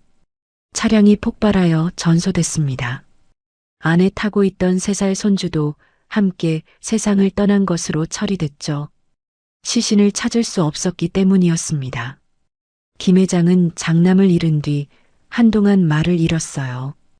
회사 일도 손에 잡히지 않았습니다. 하지만 가장 견딜 수 없었던 건 손주였어요. 태어난 지 3살밖에 안 된 아이도 세상에서 사라진 것이었습니다. 그런데 지금 화면 속에 그 아이와 똑같은 얼굴이 있었어요. 김동학이 자리에서 벌떡 일어났습니다. 지금 당장 아이를 찾아서 DNA 검사를 해. 가장 빠른 걸로. 김 회장이 직접 지시한 최우선 검사였어요. 며칠 뒤 결과가 나왔습니다. 김 회장은 봉투를 받아든 채 뜯지 못하고 한참을 서 있었죠. 손이 떨려서 봉투 끝이 구겨졌습니다. 비서가 도와드릴까요? 하고 물었지만 김 회장은 고개를 저었어요. 직접 열어야 했습니다. 서류를 꺼내 첫 줄을 봤어요. 유전자 검사 결과 일치. 김 회장의 시야가 흐려졌습니다. 글씨가 번져서 읽을 수가 없었어요. 다시 봤어요. 일치라는 2글자가 그대로 있었습니다. 죽은 줄 알았던 손주가 살아 있었어요. 2년 동안 학교 수위의 작은 월세방에서 자라고 있었습니다. 세상 누구도 몰랐어요. 누구도 찾지 못한 아이를 예비 사돈인 75세 노인이 혼자서 지켜온 것이었습니다. 김 회장의 무릎에서 힘이 빠졌어요.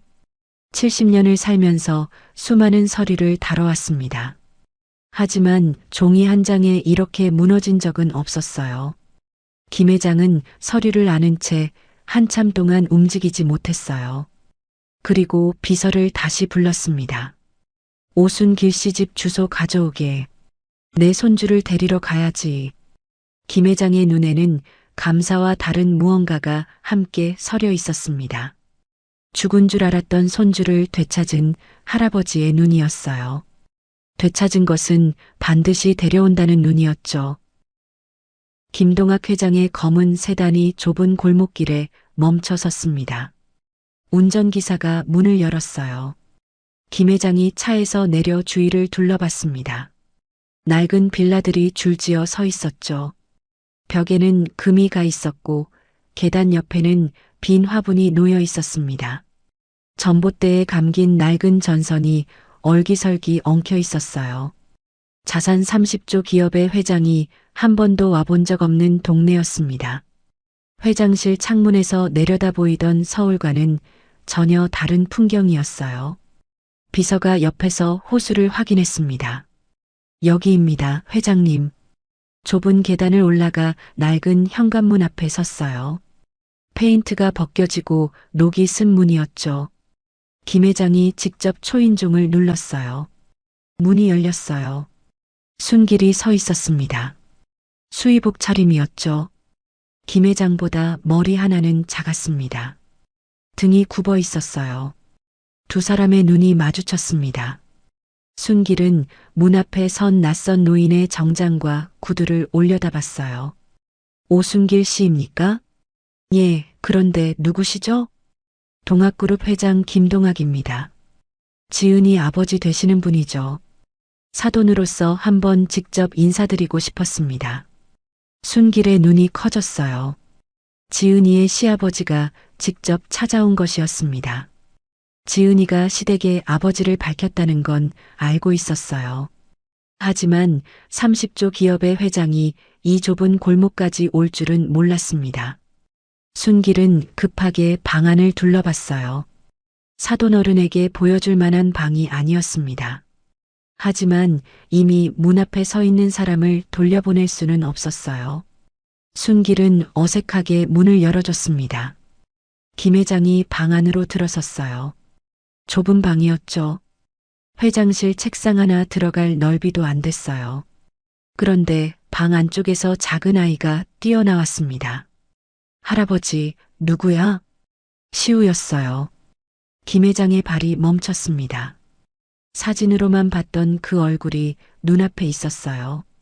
사진보다 더 선명했습니다. 또렷한 눈매, 넓은 이마. 김 회장의 아들이 어릴 때 그대로였죠. 하지만 사진에서는 느낄 수 없었던 것이 있었습니다. 아이가 움직이고 있었어요. 고개를 갸웃거리며 김 회장을 올려다보고 있었습니다. 눈을 깜빡이고 입술을 오물거리고 살아있었어요. 2년 동안 사진 속에 멈춰있던 아이의 시간이 다시 흐르고 있는 것 같았습니다. 김 회장의 입술이 떨렸어요. 무릎에 힘이 빠져나갔습니다. 아들 방에 놓아둔 작은 신발이 떠올랐어요. 2년 동안 그 신발의 크기는 변하지 않았습니다. 하지만 눈앞에 이 아이는 자라 있었어요. 3살이 아닌 5살의 얼굴이었습니다. 누군가가 이 아이를 먹이고 재우고 키워준 것이었어요. 이 아이가 어떻게 여기 있는 겁니까? 순길은 김 회장을 바라봤습니다. 이 사람이 왜 시우를 보고 저런 표정을 짓는지 아직 몰랐어요. 하지만 물어오는 눈빛이 심상치 않았습니다. 순길이 천천히 입을 열었어요. 2년 전이었습니다.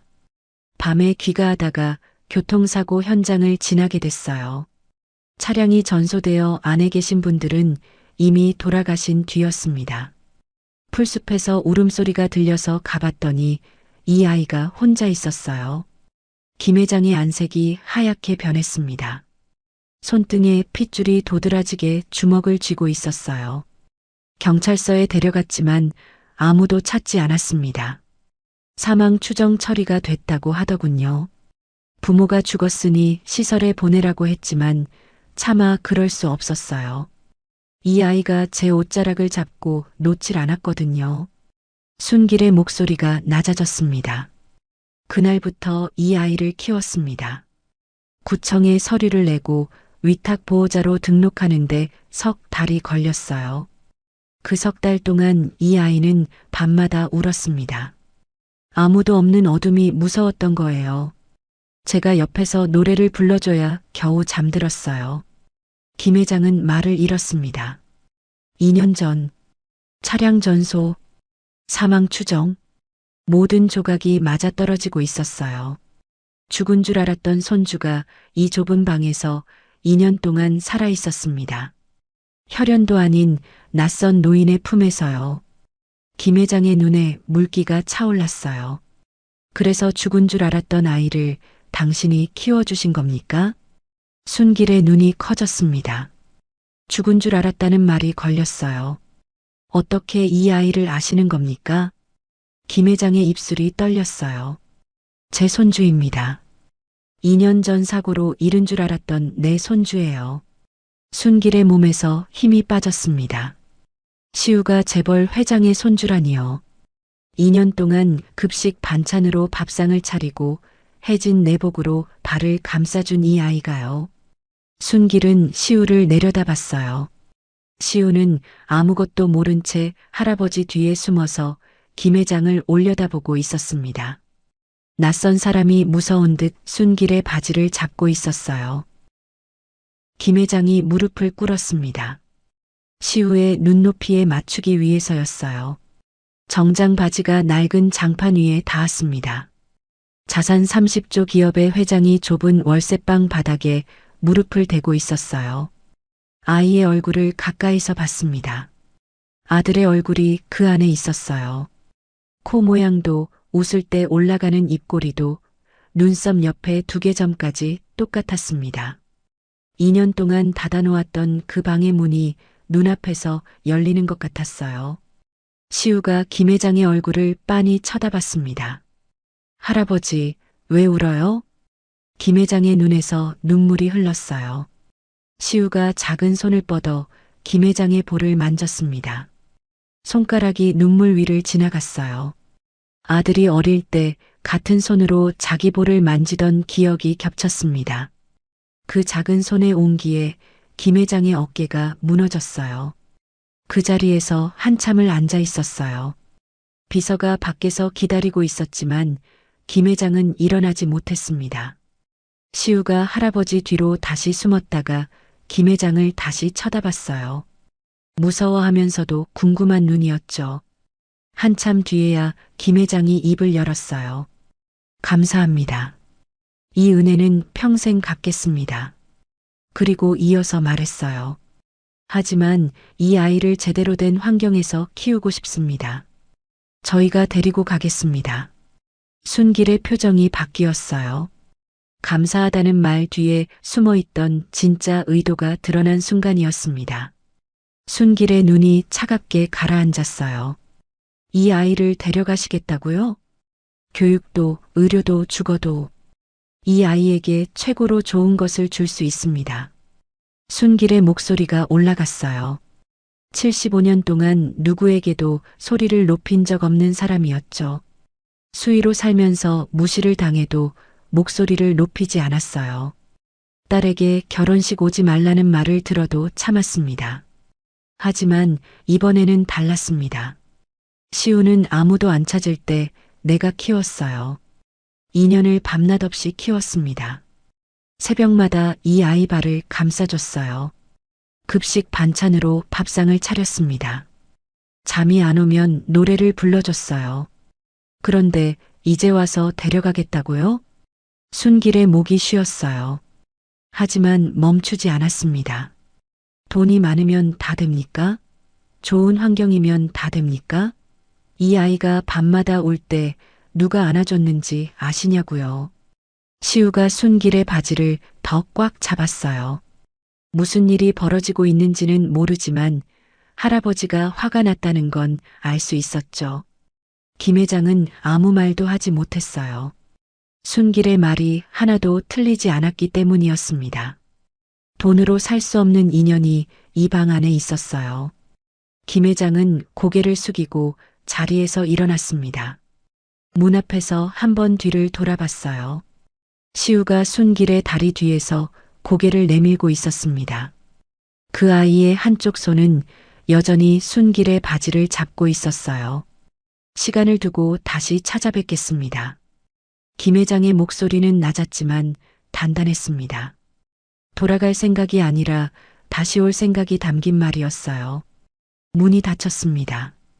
검은 세단이 골목을 빠져나가는 소리가 멀어졌어요.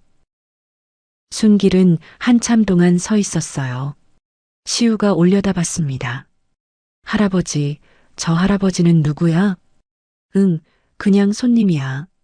순길은 억지로 웃었어요. 시우가 순길의 손을 꼭 잡았습니다. 작은 손이 거친 손가락 사이로 파고들었어요. 순길은 시우를 안아 올렸습니다. 작은 몸이 가슴에 닿자 심장이 아팠어요. 이 아이에게 할아버지가 아닌 다른 세상이 있다는 걸 순길도 알고 있었습니다. 시우를 재운 뒤 순길은 창밖을 내다봤어요. 가로등 불빛이 보였습니다. 김 회장의 말이 머릿속에서 떠나지 않았어요. 제대로 된 환경, 더 좋은 것, 교육도, 의료도, 주거도. 그 말이 하나하나 맞다는 걸 순길은 부정할 수 없었습니다. 그리고 또 하나 머릿속을 떠나지 않는 것이 있었어요. 김 회장은 지은이의 시아버지이기도 했습니다. 여기서 끝까지 부딪히면 지은이가 시댁에서 어떤 처지가 될지 순길은 알고 있었어요. 아버지 때문에 숨기고 거짓말까지 했던 딸이었습니다. 이제 겨우 진실을 밝히고 시작하려는데 사돈 간의 시우 문제로 갈등이 생기면 지은이가 다시 그 사이에 끼게 되는 것이었어요. 시우를 지키고 싶은 마음과 딸을 지키고 싶은 마음이 서로 다른 방향을 가리키고 있었습니다. 이 좁은 방에서 급식 반찬으로 살아가는 것이 시우에게 최선인지 확신할 수 없었어요. 파스를 붙인 할아버지와 사는 것이 최선인지도요. 시우가 학교에 다닐 나이가 되면 학원도 보내줘야 하고 옷도 사줘야 했습니다. 그 돈이 어디서 나올지 순길은 알 수 없었죠. 내 아이다. 그 말을 하고 싶었습니다. 하지만 순길은 스스로에게 물었어요. 이 아이한테 정말 좋은 게 뭘까? 내가 붙잡는 게 사랑인가 아니면 더 넓은 세상으로 보내는 게 사랑인가? 2년 동안 새벽마다 이 아이의 발을 감싸줬습니다. 유치원 버스가 사라질 때까지 서 있었어요. 하지만 그것만으로 이 아이의 미래를 책임질 수 있을까요? 대답이 나오지 않았어요. 옥분이 영정사진이 벽에서 웃고 있었습니다. 당신이라면 어떻게 했을까? 물어봐도 대답은 없었어요. 순길은 사진 앞에 한참을 서 있다가 불을 껐습니다. 그 고뇌는 결론이 나지 않은 채 며칠을 끌었어요. 그 사이에 다른 문제가 찾아왔어요. 목이 계속 아팠습니다. 본선 이후로 목소리가 자꾸 거칠어졌어요. 기침을 하면 가래에 피가 섞여 나올 때도 있었습니다. 영심이 전화로 오빠 목소리가 이상하다며 병원에 가보라고 했어요. 순길은 며칠을 미루다가 결국 이비인후과를 찾았습니다. 의사가 내시경 화면을 보며 고개를 저었어요. 성대에 굳은 살이 생겼습니다. 성대 결절이에요. 순길은 화면 속 자기 성대를 올려다봤습니다. 하얗게 부어오른 부분이 보였어요. 결승에서 노래하시면 안 됩니다. 지금 상태에서 무리하면 성대가 영구적으로 손상될 수 있어요. 다시는 노래를 못 부를 수도 있습니다. 순길은 진료실 의자에 앉은 채 한참 동안 말이 없었어요. 다시는 노래를 못 부를 수도 있다. 그 말이 머리 위에서 내려앉았습니다. 50년 전에는 남에 의해 목소리를 빼앗겼어요. 그때는 선택의 여지가 없었습니다. 대기실에 음료를 마신 순간 모든 것이 끝났어요. 하지만 이번에는 달랐죠. 포기하면 목소리를 지킬 수 있었어요. 결승에 나가면 영영 잃을 수도 있었습니다. 50년 전에는 누군가 빼앗아 갔지만 이번에는 자기가 결정하는 것이었어요. 그 차이가 순길의 가슴을 무겁게 눌렀습니다. 병원을 나와 집으로 돌아오는 길이 멀게 느껴졌어요. 평소에는 15분이면 오는 거리였는데 1시간이 걸린 것 같았습니다.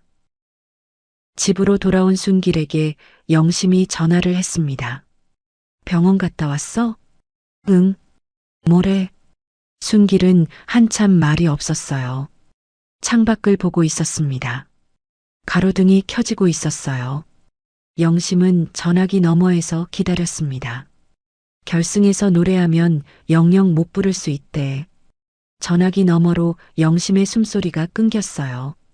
한참 동안 아무 소리도 나지 않았습니다. 순길은 그 침묵이 무엇을 뜻하는지 알고 있었어요. 동생도 무서운 것이었습니다. 오빠, 영심의 목소리가 잠겼어요. 오빠가 정해. 이번에도 나는 오빠 편이야. 처음 결심할 때 했던 말과 같았습니다. 하지만 무게가 달랐어요.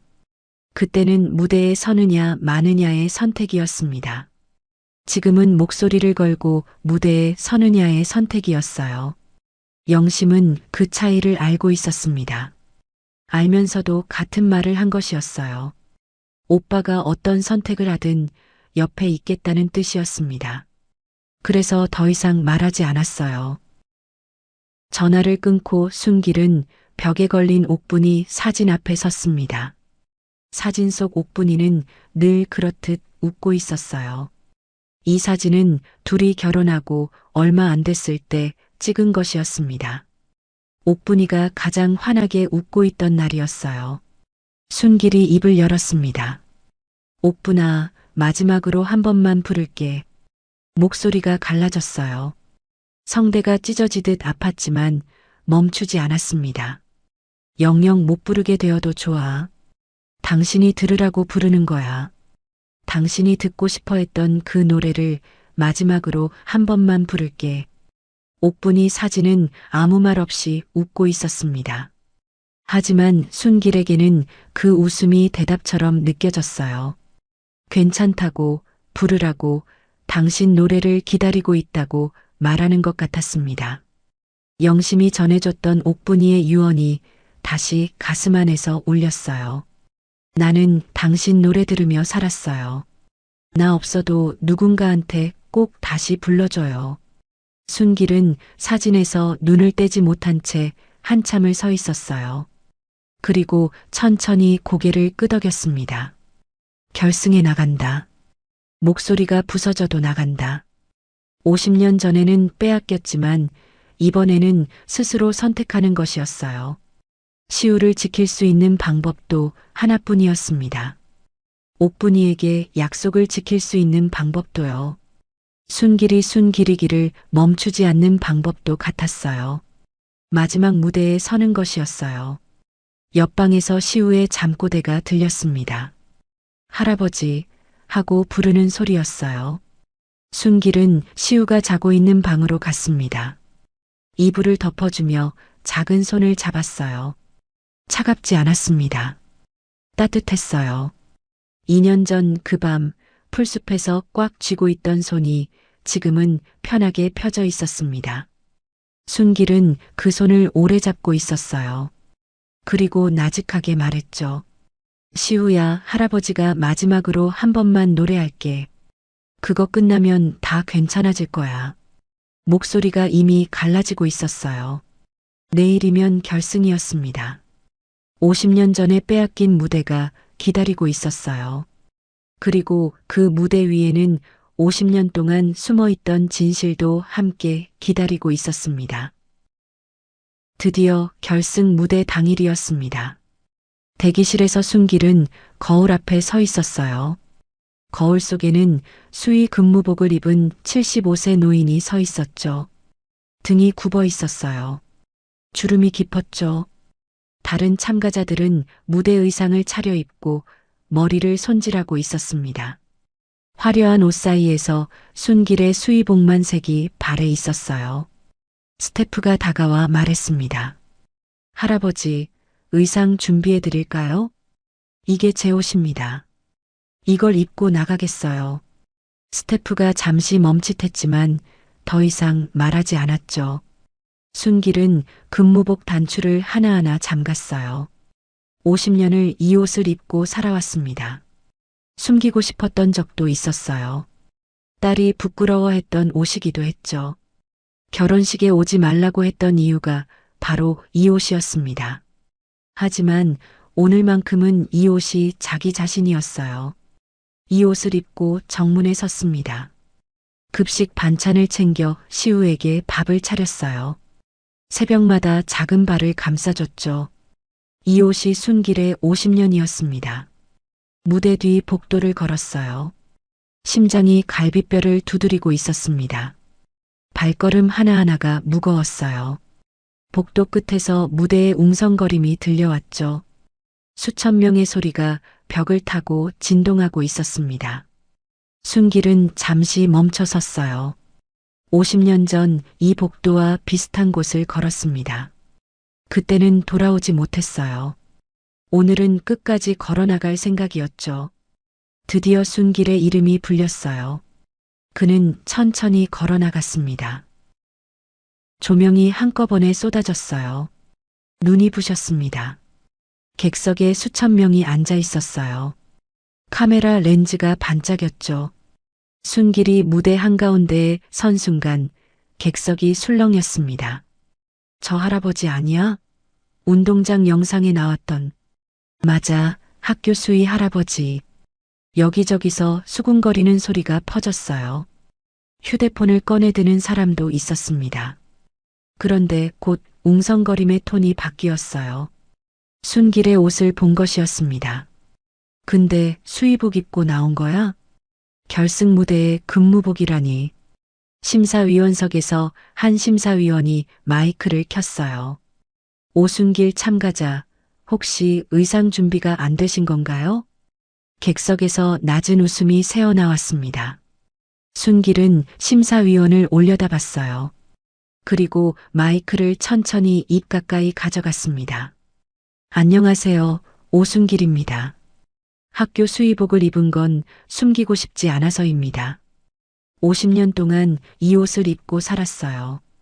이 옷이 바로 저입니다. 객석이 조용해졌어요. 방금까지 웃던 사람들의 표정이 바뀌었습니다. 심사위원도 더 이상 말하지 않았어요. 순길은 마이크를 두 손으로 감싸 쥐었습니다. 반주가 흘러나왔어요. 순길이 눈을 감았습니다. 아내의 얼굴이 떠올랐어요. 결혼하고 얼마 안 됐을 때 환하게 웃던 그 얼굴이었죠. 내가 없어도 누군가에게 꼭 다시 불러줘요. 아내의 유언이 가슴 안에서 울렸습니다. 순길은 노래를 부르기 시작했어요. 못다 부른 노래가 한평생 남았어. 매일 밤 당신 이름 불러봤어.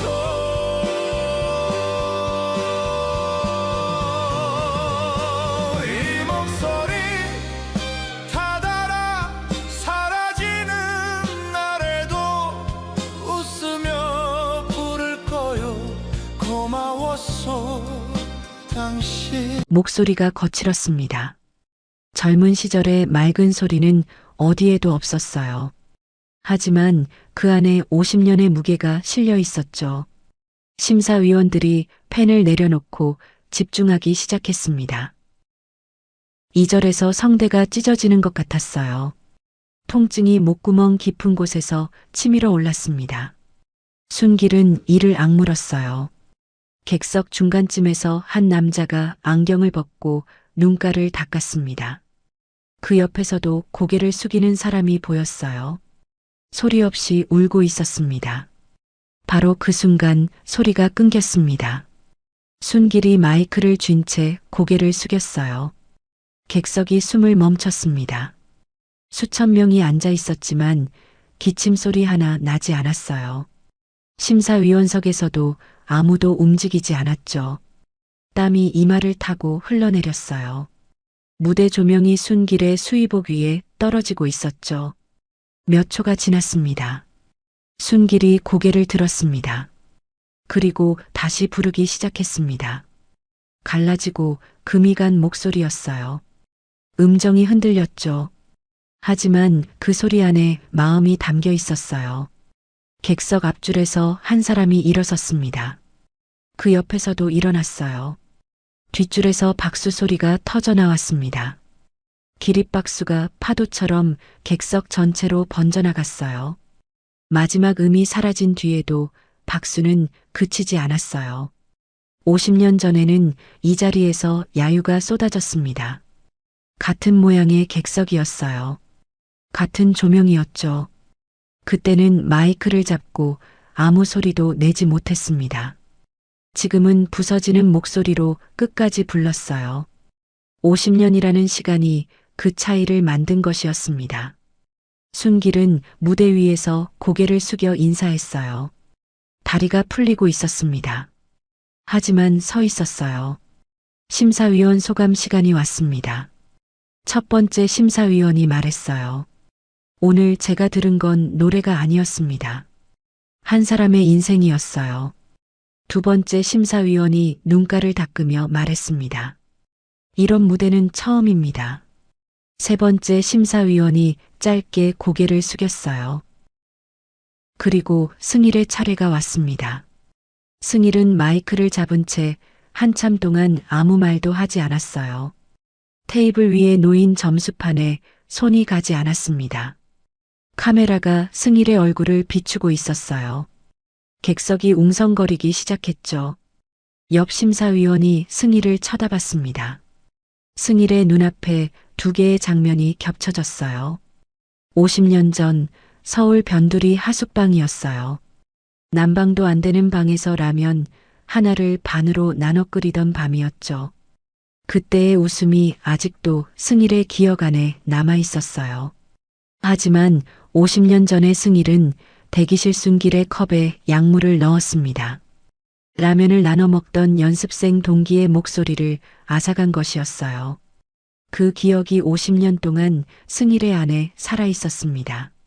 무대 위에서 박수를 받을 때마다 그 컵이 떠올랐어요. 시상식에서 트로피를 들 때마다 같은 장면이 스쳤습니다. 50년이 지났지만 무게는 줄지 않았죠. 그리고 오늘 50년 만에 다시 순길의 노래를 들었습니다. 부서지는 목소리로 끝까지 부르는 걸 봤어요. 무대 위에서 무너지면서도 다시 일어나는 걸 봤습니다. 승일은 더 이상 안고 갈 수 없었어요. 전설의 트로트 가수이자 심사위원 나승일의 손이 떨리기 시작했습니다. 마이크가 그 떨림을 그대로 실어 나르고 있었어요. PD가 부스에서 신호를 보냈습니다. 하지만 승일은 마이크를 놓지 않았어요. 사실은 50년 전에 제가 이 사람의 목소리를 앗아갔습니다. 객석이 얼어붙었어요. 웅성거림이 한순간에 사라지고 정적이 내려앉았죠. 카메라가 승일과 순기를 번갈아 비추고 있었어요. 승일이 말을 이었죠. 데뷔 무대 직전에 오순길 씨의 음료에 약물을 넣었습니다. 그것 때문에 이 사람의 성대가 망가졌어요. 객석에서 탄식이 터져 나왔습니다. 누군가 입을 막았어요. 승일은 눈을 감았습니다. 우리 둘 중 하나만 살아남을 수 있었으니까. 그게 변명이 되진 않지만.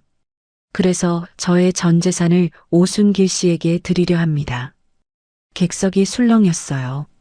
승일의 눈가가 젖어 있었습니다. 50년 동안 쌓아온 모든 것을 내려놓겠다는 말이었어요. 하지만 그 무엇으로도 50년은 되돌릴 수 없다는 걸 승일 자신이 가장 잘 알고 있었죠.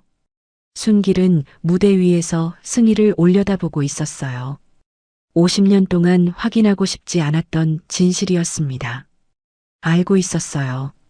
하지만 입 밖으로 나온 적은 한 번도 없었죠. 라면을 나눠 먹던 동기이자 친구였습니다. 자기 목소리를 무너뜨린 사람이기도 했어요. 그 두 가지가 같은 사람이라는 게 50년 동안 가장 견디기 어려운 것이었습니다. 하지만 이렇게 세상 앞에서 인정하는 건 처음이었어요. 순길이 천천히 마이크를 들었습니다. 목소리는 이미 거칠어져 있었지만 또렷했어요. 그 돈은 필요 없습니다. 잠시 멈췄어요. 객석이 숨을 죽였습니다. 대신 한 가지만 부탁하겠습니다. 그 돈으로 꿈이 있지만 형편이 안 되는 청년들을 위한 재단을 만들어 주십시오. 50년 전에 저처럼 무대에 서고 싶은데 서지 못하는 사람들을 위해서요. 객석이 다시 조용해졌습니다. 그리고 박수가 터졌어요. 아까보다 더 크고 더 오래 이어지는 박수였습니다. 그것은 용서가 아니었습니다. 용서보다 더 큰 무언가였어요. 승일은 무대 위에서 고개를 떨구고 있었습니다. 전설이라는 이름이 허물처럼 벗겨지고 있었어요. 남은 건 라면을 나눠 먹던 청년의 죄뿐이었습니다. 이후 승일은 경찰 조사를 받게 됐어요. 그리고 우승이 발표됐습니다. 순길이었어요. 상금은 1,000만 원이었습니다. 사회자가 트로피를 건넸어요. 순길은 두 손으로 트로피를 받아들었습니다. 누군가가 순길의 이름을 외치기 시작했고 그 목소리가 객석 전체로 번졌습니다. 하지만 트로피보다 값진 건 오늘 이 무대에서 부른 노래였습니다. 50년 만에 되찾은 것은 상금도 트로피도 아니었어요. 순길 자신이었죠. 그때였어요. 할아버지, 객석 사이로 작은 아이가 뛰어나왔습니다. 시우였죠. 무대 앞까지 달려와서 두 팔을 벌리고 있었습니다. 순길의 눈이 커졌어요. 시우가 왜 여기 있는지 몰랐습니다. 시우 뒤에서 누군가 걸어오고 있었어요. 지은이었죠. 순길은 트로피를 내려놓고 무대에서 내려갔어요. 시우가 순길의 품에 뛰어들었습니다. 작은 팔이 순길의 목을 감쌌어요. 지은이가 가까이 왔습니다. 눈이 부어 있었어요. 처음부터 객석에 앉아 있었던 것이었습니다. 순길은 딸의 얼굴을 올려다봤어요. 다 봤어요, 아버지. 지은이의 목소리가 떨렸습니다. 하지만 웃고 있었어요. 아버지, 제 결혼식에 함께 입장해 주세요. 그리고 축가도 불러주세요. 결혼식에 오지 말라고 했던 딸이었습니다. 그 딸이 아버지에게 함께 입장해 달라고 했어요. 축가도 부탁하고 있었어요. 순길은 아무 말도 하지 못했죠. 시우를 아는 채 고개만 끄덕였어요. 대기실에 혼자 앉았습니다. 트로피가 무릎 위에 놓여 있었어요. 조명이 꺼진 무대 쪽에서 스태프들이 정리하는 소리가 들렸습니다. 순길은 트로피 위에 손을 올렸어요. 차갑고 매끄러운 표면이었습니다. 50년 전에 받았어야 할 것이 지금 무릎 위에 있었어요. 늦었지만 도착한 것이었습니다. 창밖으로 밤하늘이 보였어요. 아내가 듣고 있었을까요? 순길은 그렇게 믿기로 했습니다. 서랍 맨 아래에 접어넣었던 그 정장이 떠올랐어요. 다시 꺼낼 날이 온 것이었습니다. 이른 아침이었습니다. 서울 최고의 대학병원 이비인후가 복도에 소독약 냄새가 퍼져 있었어요. 순길은 진료실 앞 의자에 두 손을 무릎 위에 올린 채 앉아 있었습니다. 옆에 앉은 영심이 오빠의 손등을 봤습니다. 핏줄이 도드라진 손이 미세하게 떨리고 있었어요. 영심은 알면서도 묻지 않았습니다. 50년 된 남매에게는 말이 필요 없었죠. 오빠 괜찮아? 순길이 말 대신 고개를 끄덕였습니다. 이 남매의 오래된 습관이었죠. 결승 무대에서 성대가 찢어지는 걸 감수하며 노래한 뒤였습니다. 순길의 목은 소리를 잃었어요. 속삭이듯 낮은 음만 겨우 나왔습니다. 조금만 높이 올리면 쇳소리처럼 갈라졌죠. 그 목소리로 결승의 마지막 무대를 끝낸 것이었어요. 목소리를 바친 대가치고는 너무 컸지만 순길에게 선택지는 없었습니다. 진료실 문이 열리자 의사가 순길을 불렀어요. 일어서며 영심을 돌아보자 영심이 주먹을 꽉 쥐어 보였죠. 순길의 입가에 옅은 웃음이 번졌습니다. 형광등 빛이 밝은 진료실에서 의사가 모니터를 켰어요. 순길의 성대 사진이 떴습니다. 붉게 부어오른 조직 위에 하얀 반은이 선명했죠. 수술은 잘 됐습니다. 결절을 제거했고 조직이 안정되면 발성은 돌아옵니다. 순길이 쉰 목소리로 물었습니다. 노래는요? 의사가 펜을 내려놓으며 잠시 입을 다물었습니다. 그 짧은 침묵이 이미 대답이었죠. 일상 대화는 가능합니다. 하지만 결승에서 무리하셔서 이전 수준의 가창력은 어렵습니다. 순길은 놀라지 않고 고개를 끄덕였습니다. 결승에서 마지막 고음을 올리던 순간이었어요. 목 안에서 무언가가 끊어지는 감각이 있었습니다. 그때 이미 알았죠. 그 무대가 자기 목소리의 전부였다는 것을요. 50년을 기다려서 되찾은 노래였고 되찾은 순간 놓아야 했습니다. 하지만 후회는 없었어요. 옥분에게 바치는 마지막 약속이었고 순길은 약속을 지켰습니다. 진료실을 나서자 영심이 벌떡 일어났어요. 어떻게? 순길이 영심의 어깨를 두드렸습니다. 영심은 오빠의 눈을 봤어요. 젖어 있지 않았지만 눈빛이 한층 깊어져 있었습니다. 오빠가 무언가를 내려놓았다는 뜻이었죠. 50년 전 빼앗긴 꿈을 다시 찾았다가 또다시 놓아주는 과정이었어요. 영심은 그게 얼마나 아픈 일인지 말하지 않았습니다. 병원 밖은 늦가을이었습니다. 은행나무 잎이 노랗게 물들어 바람에 날리고 있었어요. 순길은 걸으며 머플러를 여몄습니다. 찬바람이 목 언저리를 스치자 무의식적으로 손이 목으로 갔어요. 더 이상 예전처럼 부를 수 없다는 사실이 바람결에 와 닿았습니다. 수술 후 2주가 지나자 순길은 학교에 복귀했어요. 수의복을 입고 정문에 서서 아이들 등교를 지켜봤습니다. 목소리가 나오지 않아 인사 대신 손을 흔들었죠. 아이들은 수의 할아버지가 노래대회에서 우승한 걸 알고 있었어요. 할아버지 축하해요. 순길은 엄지를 치켜세워 답했습니다. 달라진 건 아무것도 없었죠. 아침마다 빗자루를 들고 정문을 쓸었습니다.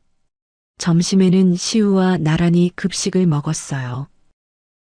김동학 회장이 다시 찾아온 건 그 무렵이었습니다. 일요일 오전이었어요. 순길의 작은 방 벽에는 시우가 크레파스로 그린 그림이 붙어 있었습니다. 키 큰 할아버지와 작은 아이가 손을 잡고 있는 그림이었죠. 빨간 크레파스로 칠한 해가 두 사람 위에서 웃고 있었습니다. 김 회장이 문간에 서서 그림을 봤어요. 양복 차림은 같았지만 넥타이 없이 온 모습이 눈에 띄었습니다. 눈빛도 한결 부드러웠죠. 시우가 김 회장을 보더니 숨지 않고 가까이 다가가 올려다봤어요. 할아버지, 또 왔어요? 김 회장의 입꼬리가 올라갔습니다. 지난번 이 방에서 울었던 사람이 오늘은 웃고 있었죠. 시우가 바짓단을 잡아당기자 김 회장이 몸을 낮춰 눈높이를 맞췄어요. 낯선 사람을 무서워하던 아이가 거리낌 없이 다가가는 것이었습니다. 순길은 가만히 지켜봤어요. 가슴 한쪽이 따뜻해지면서도 묵직해졌습니다. 순길이 먼저 입을 열었어요. 쉰 목소리였지만 또렷했습니다. 회장님, 부탁이 있습니다. 김 회장이 고개를 돌려 순길을 봤어요. 시우를 데려가 주십시오. 바로 그 한마디였습니다. 순길의 안에서 많은 것이 무너졌어요. 그것은 단순한 부탁이 아니었습니다. 2년 동안 새벽마다 감싸줬던 작은 발을 내려놓는 것이었죠. 열이 나면 밤새 이마를 짚어주던 손이었죠. 유치원에 데려다주며 잡았던 손이었습니다. 잠들 때까지 등을 토닥이던 손이 해야 할 마지막 일이었어요. 이 아이에게는 좋은 학교와 좋은 병원이 필요합니다. 뛰어다닐 넓은 마당도요. 제가 줄 수 있는 건 여기까지예요. 순길의 눈가가 붉어졌지만 눈물은 참았습니다. 이 아이 앞에서 우는 모습을 보여주고 싶지 않았죠. 김 회장이 한참 동안 말없이 시우를 봤습니다.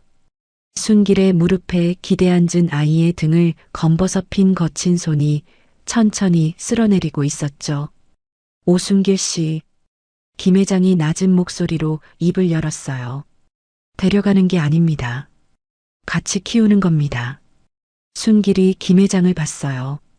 교육과 의료는 제가 맡겠습니다. 하지만 이 아이의 할아버지는 오순길 씨예요. 그건 바뀌지 않습니다. 매일 만나게 해드리겠어요. 그때였습니다. 순길의 턱이 떨리기 시작했어요. 참고 있던 것이 한꺼번에 밀려왔습니다. 데려가라고 말하면서도 놓지 않아도 되는 길을 간절히 바랐었죠. 김 회장이 바로 그 길을 내밀었죠.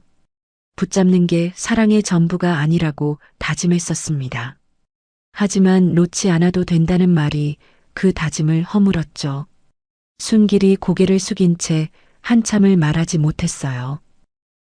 시우가 무릎에서 고개를 들어 순길을 올려다봤습니다. 할아버지, 울어? 순길이 거친 손바닥으로 시우의 머리를 넘기며 쓰다듬었어요. 안 울어. 할아버지는 안 울어. 갈라진 목소리였습니다. 울지 않겠다는 말이 눈물보다 깊었어요.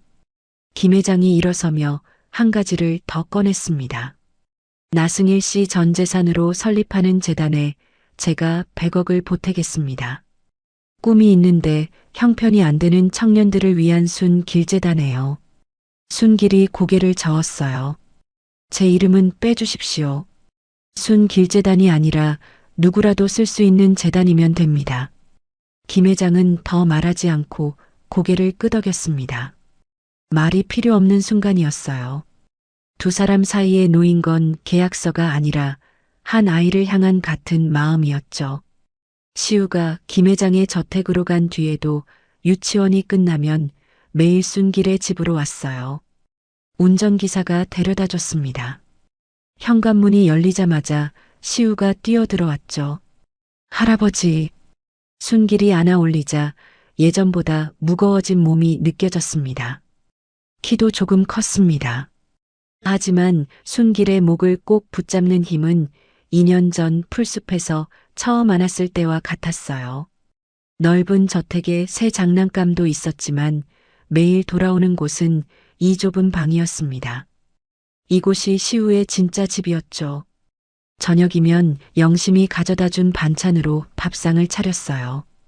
두부조림과 시금치나물, 된장찌개가 작은 상에 놓였습니다. 시우가 두부를 오물오물 씹으며 말했어요. 할아버지, 이거 맛있다. 순길이 엄지로 시우의 입가에 묻은 양념을 닦아줬습니다. 거친 엄지가 아이의 보드라운 볼을 스쳤죠. 그것은 단순한 반찬의 맛이 아니었습니다. 누군가 정성껏 만들어준 마음의 온기였죠. 한 달 뒤, 딸 지은이의 결혼식 날이 왔습니다. 아침부터 하늘이 높고 맑았어요. 순길은 옷장 서랍맨 아래에서 정장을 꺼냈습니다. 기뻐서 다림질까지 해뒀다가 오지 말라는 말에 접어서 밀어 넣었던 정장이었어요. 다시 꺼내 다림질을 했습니다. 소매 끝이 약간해져 있었지만 단추는 하나하나 닦았어요. 이번에는 서랍에 넣지 않고 입었습니다. 거울 앞에 선 75세 노인의 모습이 비쳤어요. 어울리는 체형은 아니었지만 단추를 채운 손이 단단했습니다. 순길은 옥분의 영정사진 앞에 잠시 멈춰 섰어요. 여보, 오늘 지은이 결혼식에 간다. 사진 속 옥분이 늘 그랬듯 환하게 웃었습니다. 하지만 오늘은 그 웃음이 축하처럼 느껴졌어요. 순길의 가슴 안에서 뜨거운 것이 차올랐습니다. 식장에 도착해 안내를 받으며 복도를 걸어갔어요. 하객들의 시선이 모였지만 순길은 신경 쓰지 않았습니다. 똑바로 앞만 보고 걸었죠. 앞쪽에 지은이 웨딩드레스를 입고 서 있었습니다. 순길과 눈이 마주치자 지은의 눈에 물기가 차올랐어요. 입술을 깨물면서도 웃었습니다. 울면서 웃고 있었죠. 아버지, 와주셨어요. 바로 그 한마디였습니다. 오지 말라던 딸이 아버지라 불렀어요. 순길의 다리에 힘이 풀렸지만 쓰러지지 않았습니다. 지은이 잡은 손이 순길을 붙잡아주고 있었죠. 순길은 말을 하지 못하고 고개만 끄덕였습니다. 딸의 결혼식에 아버지가 오는 것, 그 당연한 일이 이토록 오래 걸린 것이었어요. 순길의 눈시울이 뜨거워졌지만 참았습니다. 오늘은 울 날이 아니라 웃을 날이었죠. 그리고 많은 사람들의 축복 속에서 딸과 입장을 했어요. 지은이 팔짱을 낀 순길의 팔에 힘이 들어갔습니다. 잠시 후 축가 순서가 오자 순길이 무대 앞으로 나갔습니다. 마이크를 잡고 객석을 봤습니다. 결승과는 달랐지만 재벌가의 결혼식인 만큼 부담감이 가득한 무대였죠. 하지만 사랑하는 사람들이 앉아 있었어요. 지은이 앞줄에서 올려다봤습니다. 시우가 옆에서 할아버지를 바라봤죠. 영심이 뒷줄에, 김동학이 한쪽에 조용히 앉아 있었죠. 노래를 시작하자 갈라지고 거친 소리가 나왔습니다. 하지만 결승의 고통과는 달리 따뜻했습니다. 목이 쉬어 음이 흔들릴 때마다 오히려 진심이 묻어났어요. 옥분에게, 지은에게, 시우에게 바치는 노래였습니다. 이 자리 모든 사람에게 건네는 인사였죠. 지은이 얼굴을 가리지 않은 채 울고 있었습니다. 옆에서 시우가 순길을 올려다보며 웃었습니다. 할아버지의 노래를 좋아하는 아이였죠. 영심은 입을 꾹 다물고 지켜봤어요. 50년 만에 다시 보는 오빠의 노래였습니다. 김 회장도 조용히 고개를 숙이고 있었죠. 순길은 끝까지 불렀습니다. 마지막 음이 작은 식장에 퍼지자 잠시 정적이 내려앉았어요. 그것은 단순한 축가가 아니었습니다. 오지 말라던 딸 앞에서 낡은 정장을 입고 부른 아버지의 노래였죠. 50년 전 잃어버린 꿈의 마지막 조각이기도 했죠. 완벽하지 않았기에 오히려 완전했습니다. 박수가 터지자 순길이 고개를 숙여 인사하고 객석으로 돌아왔어요. 시우 옆에 앉자 아이가 순길의 손을 잡았습니다. 작고 따뜻한 손이었죠. 순길은 그 손을 꼭 잡고 앞을 바라봤습니다. 딸이 웃고 손주가 옆에 있고 동생이 지켜보고 있었습니다. 세상에서 제일 작았던 가족이 조금씩 넓어져 있었죠. 내일이면 순길은 다시 학교 정문에 설 겁니다. 수의복을 입고 아이들에게 인사하면서요. 달라진 건 없습니다. 다만 옆에 시우가 있고 돌아갈 곳에 사람들이 기다리고 있을 뿐이었어요. 이것이 75세 오순길의 이야기였습니다. 오늘 오순길 할아버지의 이야기를 함께 해주셨습니다. 고용노동부 통계에 따르면 65세 이상 노인 일자리 사업 참여자가 매년 늘고 있고 그중 상당수가 월 50만 원 안팎의 활동비로 생활하고 계십니다. 순길 할아버지처럼 꿈을 접고 생계만으로 하루를 버티는 분들이 우리 곁에 정말 많다는 뜻인데요. 저는 이 이야기를 쓰면서 가장 가슴이 뜨거웠던 장면이 있어요. 성대결절 진단을 받고도 결승 무대에 올라간 바로 그 장면이에요. 영영 노래를 못 부를 수도 있다는 걸 알면서도 마이크를 잡은 그 순간이 저한테는 정말 위대하게 느껴졌거든요. 무언가를 끝까지 포기하지 않고 도전하는 사람이 얼마나 멋진지를 꼭 담고 싶었습니다. 꿈에는 유통기한이 없다고 합니다. 하지만 저는 조금 다르게 생각해요. 꿈에는 유통기한이 없는 게 아니라 다시 꺼내는 순간 새로 시작되는 거라고요. 50년을 접어두었던 오순길 할아버지의 노래가 다시 세상에 나온 것처럼 우리 선생님이 접어둔 꿈도 꺼내는 순간 다시 살아날 거예요. 혹시 우리 선생님께서도 접어둔 꿈이 있으신가요? 아니면 순길 할아버지처럼 누군가를 묵묵히 지켜온 시간이 있으신가요? 지금 가슴에 남아있는 그 느낌 그대로 댓글에 한마디 남겨주세요. 제가 하나하나 읽고 마음을 나누겠습니다. 다음 이야기도 함께하고 싶다면 구독과 좋아요로 응원해주세요. 그리고 마음에 드셨다면 주변 사람들에게 공유해주세요. 오늘도 끝까지 함께해 주셔서 감사합니다. 11번지 사연가게였습니다.